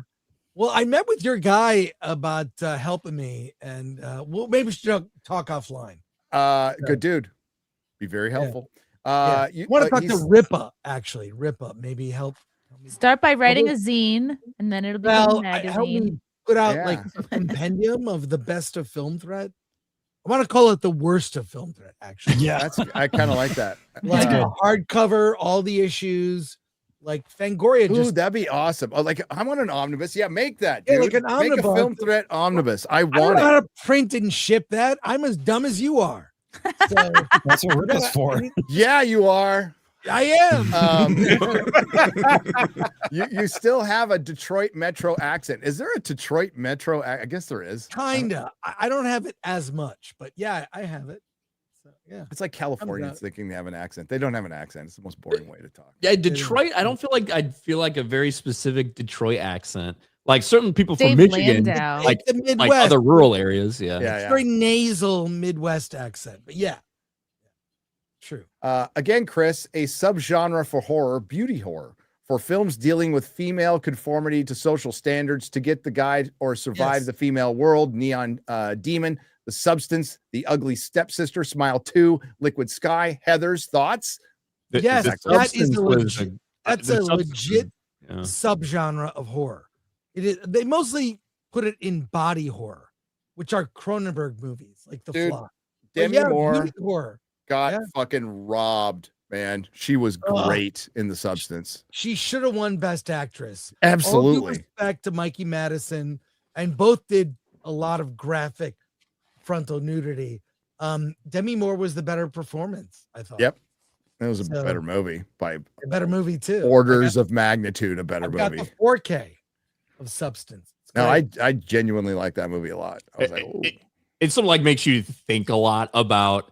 Like I couldn't imagine being a woman watching that movie and thinking about the things you would want, like potentially put in your body to give yourself 5 more years of like beauty from whatever way you're defining it right now because you're self-conscious about everything. Like it's a movie that I think would make you think a lot about the current state of society when it comes to viewing people like Well, that. yeah, and it really put a mirror up to Hollywood. I thought that was that's why I liked it. It wasn't just like, well, men are the cause of this happening. It's like, do you have men that are assholes in it? Yeah, but you also have women that are assholes and judgy assholes. And so they're like, it's not like blaming one person. It's just talking about how people view this shit. And it's very relevant to celebrities right now. Yeah. JT McMurdy for 50. Yay, Jeremy is actually on FNT instead of just the intro. Hey, Jeremy, I know I said it met my super chat budget for the week, but that was only for CobraCast. FNT is a separate budget. Cheers. Hail CobraCast 2 and CobraCast 1 and CobraCast 5 and 6 and 7. He needs to number those. Oh, it's all 199. I know. Oh, God. Ryan loves 199. Zen Zoltan for 2,000 arses. Hail FNT in chat. I am rewatching the original Star Trek due to the 60th anniversary. I'm happy watching William Shatner be William Shatner. I miss those times, and I want to take this time to thank Az, Disbrew, and Nerdrotic for their service of watching Star Gen Z Gay Academy for us. For us. Hail. You're welcome. It's actually kind of fun. It's low-hanging It's fruit. so bad, it's its own comedy. It is. Yeah. No, I really love editing and pulling the clips, and Garrett's editing, but like putting together the videos and just because it's so easy to pick on. It's low-hanging fruit and it tastes delicious. My favorite ones are the really bad TV that tries to be a comedy, because they do manage to be funny, but never in the way they intend. It's the same. That's why I like She-Hulk and Willow. They all tried the same thing. It is fun. I mean, there's a lot of times I was laughing this last episode for sure. For sure. But yes, Ryan, I did go back to a previous episode and I was looking for the greatest hits of female Romulan, and I found an entire scene. I'm like, her lips aren't moving at all. Oh my God. When you said greatest hits, I thought you said greatest tits. I was like, what? No, she ain't got no tits. No, there's no tits in that show at all. I would have noticed. I think the Genesis girl, I mean, she's good looking. So one that's gonna have a sex scene next week. Oh, that's gonna happen. She's like the smaller girl. That's not Genesis. The Genesis is the ones with the one he has. He's got the Brett Cooper. Yeah. Oh, yeah, it is. She Brett Cooper, spitting image, amazing, dude.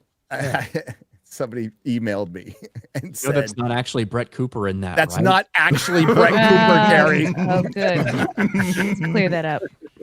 Like, oh, she genuinely thought you didn't know. You know, maybe. I embarrassing. got to apologize to Brett Cooper. I like Brett Cooper. Yeah, like Astrid Phoenix for 50. Hello, everyone.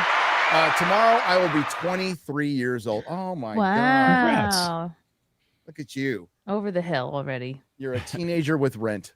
I want to thank you all for doing what you do, bringing me some joy in a shitty world right now. I know you hate them, but love them from a female in Cali, and hail the fellowship. I don't hate people in Cali. I don't. I hate Cali and the people who run it.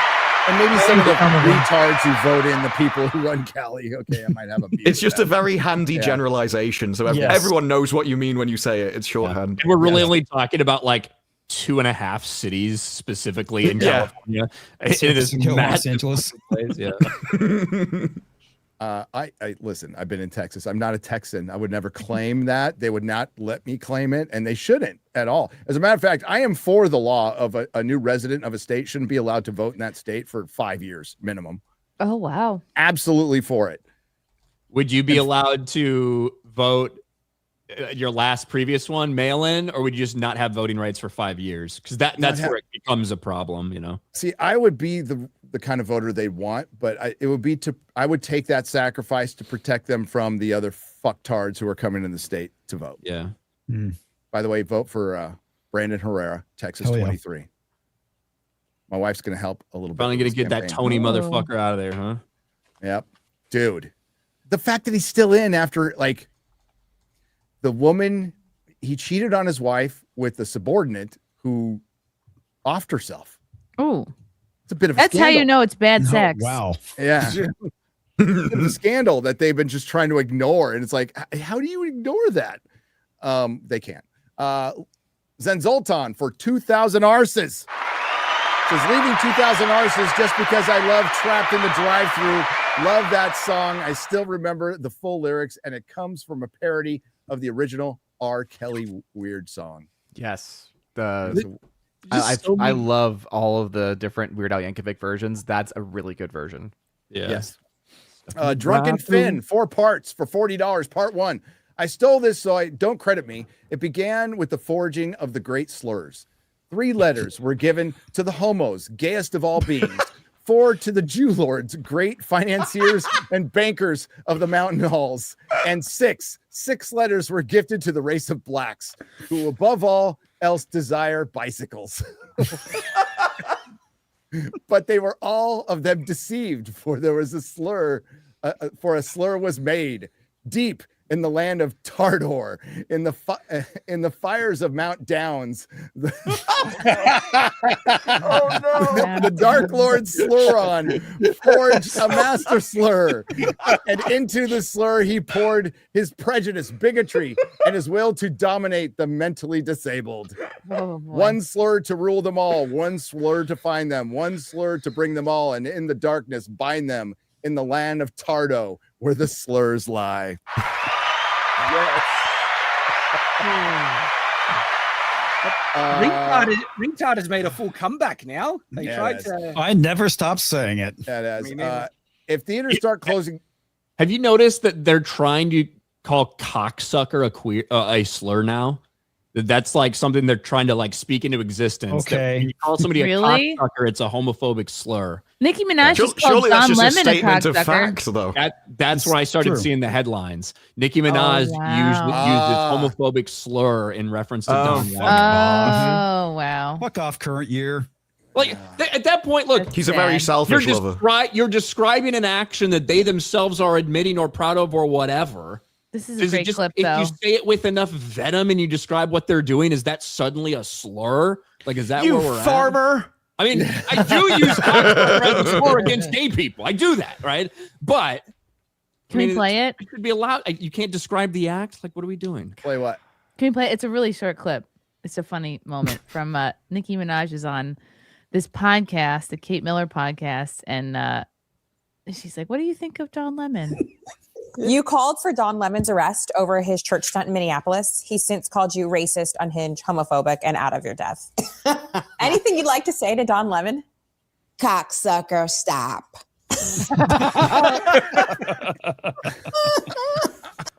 I still can't quite believe this whole like so transformation lovable. that she's gone through. It is really bizarre. It is. But imagine what she's seen in all the years. Mhm. I rewatched the music video for Monster with her and Kanye and Jay-Z. It's got all it's so satanic. It's like got all this like satanic ritual abuse themes and like the torture and the like it's so blatant when you watch it now. Listen, I respect Christians. I am not a Christian, but for all the denial of there's no Satanism, it's fucking everywhere. They are proud of it. They're absolutely proud of it. It is everywhere. And you think we use the term satanic panic a little bit, right? It's to show that people like kind of overblew it. Then you find out later. Then you find out later, maybe it wasn't so overblown. Yeah. No, it was overblown because Bring they it came for back. GTA 6 rather than a certain grove. Like there is differences. There is yes, there is differences Because but people then of power were able to distract away from the actual stuff that was going on. I mean, they're going after a fucking tabletop role playing game, D&D. I mean, and the Judas Priest and the Ozzy Osbourne, that was ridiculous. There was a but toy store no, over here that wouldn't sell Harry If that's Potter because he was Christian intentional- and said that wizardry was evil. And I'm It's like, intentional to make you not take it seriously. I was and not thinking see more it in as a real like threat. in the halls of Washington. So Yeah, like, we had hearings about, like we had hearings about the things that are in video games by people that had no idea what they're talking about. Similar to things when we're talking about the entertainment industry, questions for people that don't know what they're talking about. Saw all that play out. Yeah, let's bring it back. More panic. I'm just saying there's But we just layers said to this that- discussion. We just said that panic led to people ignoring the real shit. That was like the whole argument we just had. It deserves legit panic, though. Well, the Red Scare. There was a bunch of fucking commies in Hollywood. Did nothing wrong. Yeah, they did nothing fucking wrong. The Cunning Linguist for 50 New Zealand pesos. If theaters start closing down, we can project movies onto Ryan's forehead, even in IMAX. First screening should be episode 2, Night of the Seven Kingdoms. Just to whip out that one thing on Ryan's face. Wow. Wow. You gave that a lot of thought. Yeah, that was you are really thinking about looking at my forehead while a giant penis is projected on it. That's a Little strange novella fetish, but hey, we accept all here. And yeah, I'm willing to rent out headspace for sure. Numbers got to be right, but I'll do it.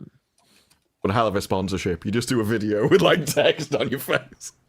I'd do anything for money. Are you kidding me? Let's fucking do it. Flip it. He said anything, guys. Off topic, on topic. We're sitting in my home theater. My wife's watching something in this beautiful home theater. And this is the problem with streaming services. Like in the middle of, she's watching Legend of the Seeker. And in the middle of the fucking episode, it turns into basically a square in the top left-hand corner for everything on Amazon Prime. I don't know if that happened to anybody else today, but it wasn't my projector because we checked other things, and all their shows ended up being like somebody reacting to a stream. It was like in a box, and the rest of the screen is black. It's like Jesus Christ. Martin Kalick for 50 British pounds proper money. This will be the last one for the night. So we got to start at Night of Seven Kingdoms in 10 minutes. These people, what do you mean these people?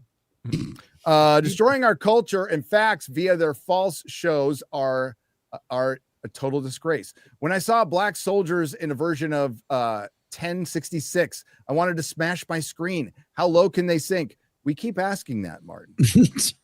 And they sink lower and lower. And then we got Starfleet Academy. That is the thing. People talk about originality, but they are finding whole new ways to surprise me at this point. Yeah.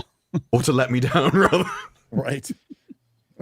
Job security disbrew. Starfleet Academy is straight up job security for at least 2 seasons. And it looks like it's going to be annual. So it'll be out like next year. All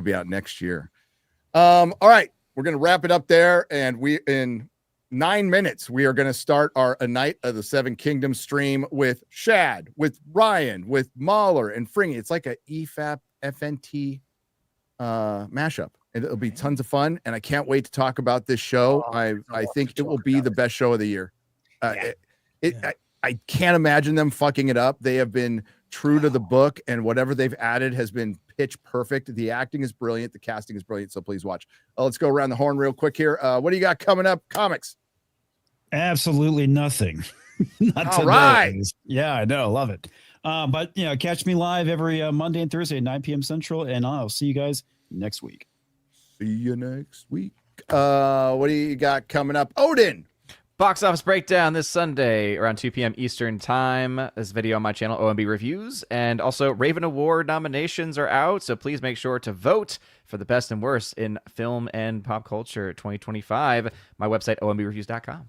Awesome. Thank you, Odin. Chrissy. Not this Monday, but next Monday, I'm going to have Lauren Chen in studio for an interview on Nightmare. Lauren. Nice. Good. Excited to see her. And then Simcast Sunday, 9 p.m. Eastern. Excellent. And you were taking over Tim's show. Simcast, Oh, yeah. I put the beanie on and everything. You did. It was fun. Well done. Yeah, Well Milo bailed. So they're like, hey, you want to stay an extra day? I'm like, sure. Milo Yiannopoulos. Yeah, he was supposed to host last night. He was a bit busy. It was a blessing in disguise. It was like, oh, gossip. Yes. Yeah. He is the OG gossip girl. He really Boy. is. Yeah. Disbrew. Starfleet Academy, the BBC getting told to tone down race swapping, but probably increasing diversity in other methods. I kind of want to see if there's more stuff about Iron Lung, the making of and stuff, because I think it's an interesting story. It really is. I think it's a great story. It's a white pill moment. And I don't know much about Mark Fly. I've heard of him, and I don't even think I've heard of the game Iron Lung. I can't say I did, but the fact that Gary, you haven't heard about that? You haven't heard about that game? No. I guess I don't deserve to be a nerd. But no, it's a really good story. So congrats to him, big time. Despite the fact that his wife slept with the director. We'll look past that. We will. Sahd. Same old for me. Culture Crusade on Night's Watch, and coming on Shadiversity, the biggest sword I've ever reviewed. This is it. It's like an actual proper. You're starting to say that every time. You know that? I got so many swords, man. It's so fun. Is it Sir Arlen's sword? Do you want me to get it? It's huge. It's an actual proper. I didn't know you kept it with you. Show it on the next stream. Show it on the next stream. Ryan. I have a stream in 5 minutes with you on this channel. Yeah. You catch me on Geeks Gamers, Sports Wars, and on my channel, I guess. But if you've been watching for 5 years and haven't convinced you, you're probably never going to sub. So fuck you. Or you can give it a try, Excellent. I don't even know if do we have it set up. I can't set anything up. I have it set up. It's all set up. Yeah, I can't set anything up from the browser we're using right now. Fucking Firefox. So what do I have coming up? We're Starfleet Academy video might come out tomorrow. We'll see if Garrett's done with it. It's fucking unbelievable what this show is. And then some other stuff. And yeah, I'm going to be streaming in 5 minutes right here, talking about A Night of the Seven Kingdoms. So I guess we'll just raid you over there. We'll raid ourselves. And thanks to the Nerdrotics. Thanks to everyone who left Super Chat donation. You help keep the lights on. The Square Up will be Monday evening, 8 p.m. Central on Rumble and Nerdrotic Live. Chris, thank you for your time. What quick? Film Threat versus Monday. We'll talk more gay Starfleet Academy stuff. Talk more gay shit. Yeah, and follow Film Threat. You maybe share my screen real quick. This is some embarrassing stuff I dug up right here. Old Film Threat stuff from back in the day. If you remember it, that was the old zines right there. Oh, nice. Wow. So 41 years ago, I started this frickin' zine. I'm still doing this job. I can't believe it. What am I doing? I got to get a real job, but have fun. Night of the Seven Kingdoms. Amazing Show. Episode, the way it ended, I that's my only problem. It ended right. It'll be really good to binge the whole thing. Absolutely. You have to wait another week till you can come after them getting you all excited, Chris. I can't wait. But cool. Thanks again, everybody. Thanks for your support, putting up with this lovely bunch of retards. And I am the biggest retard of them all, for sure. For sure.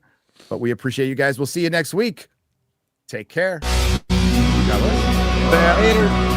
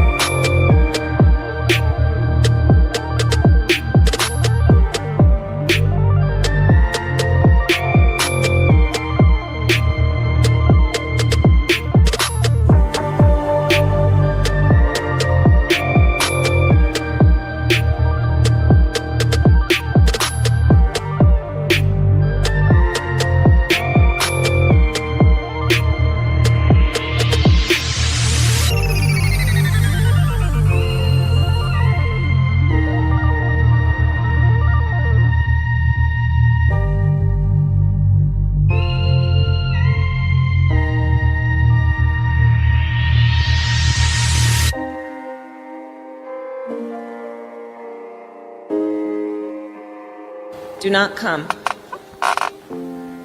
Do not come. I'm gonna come.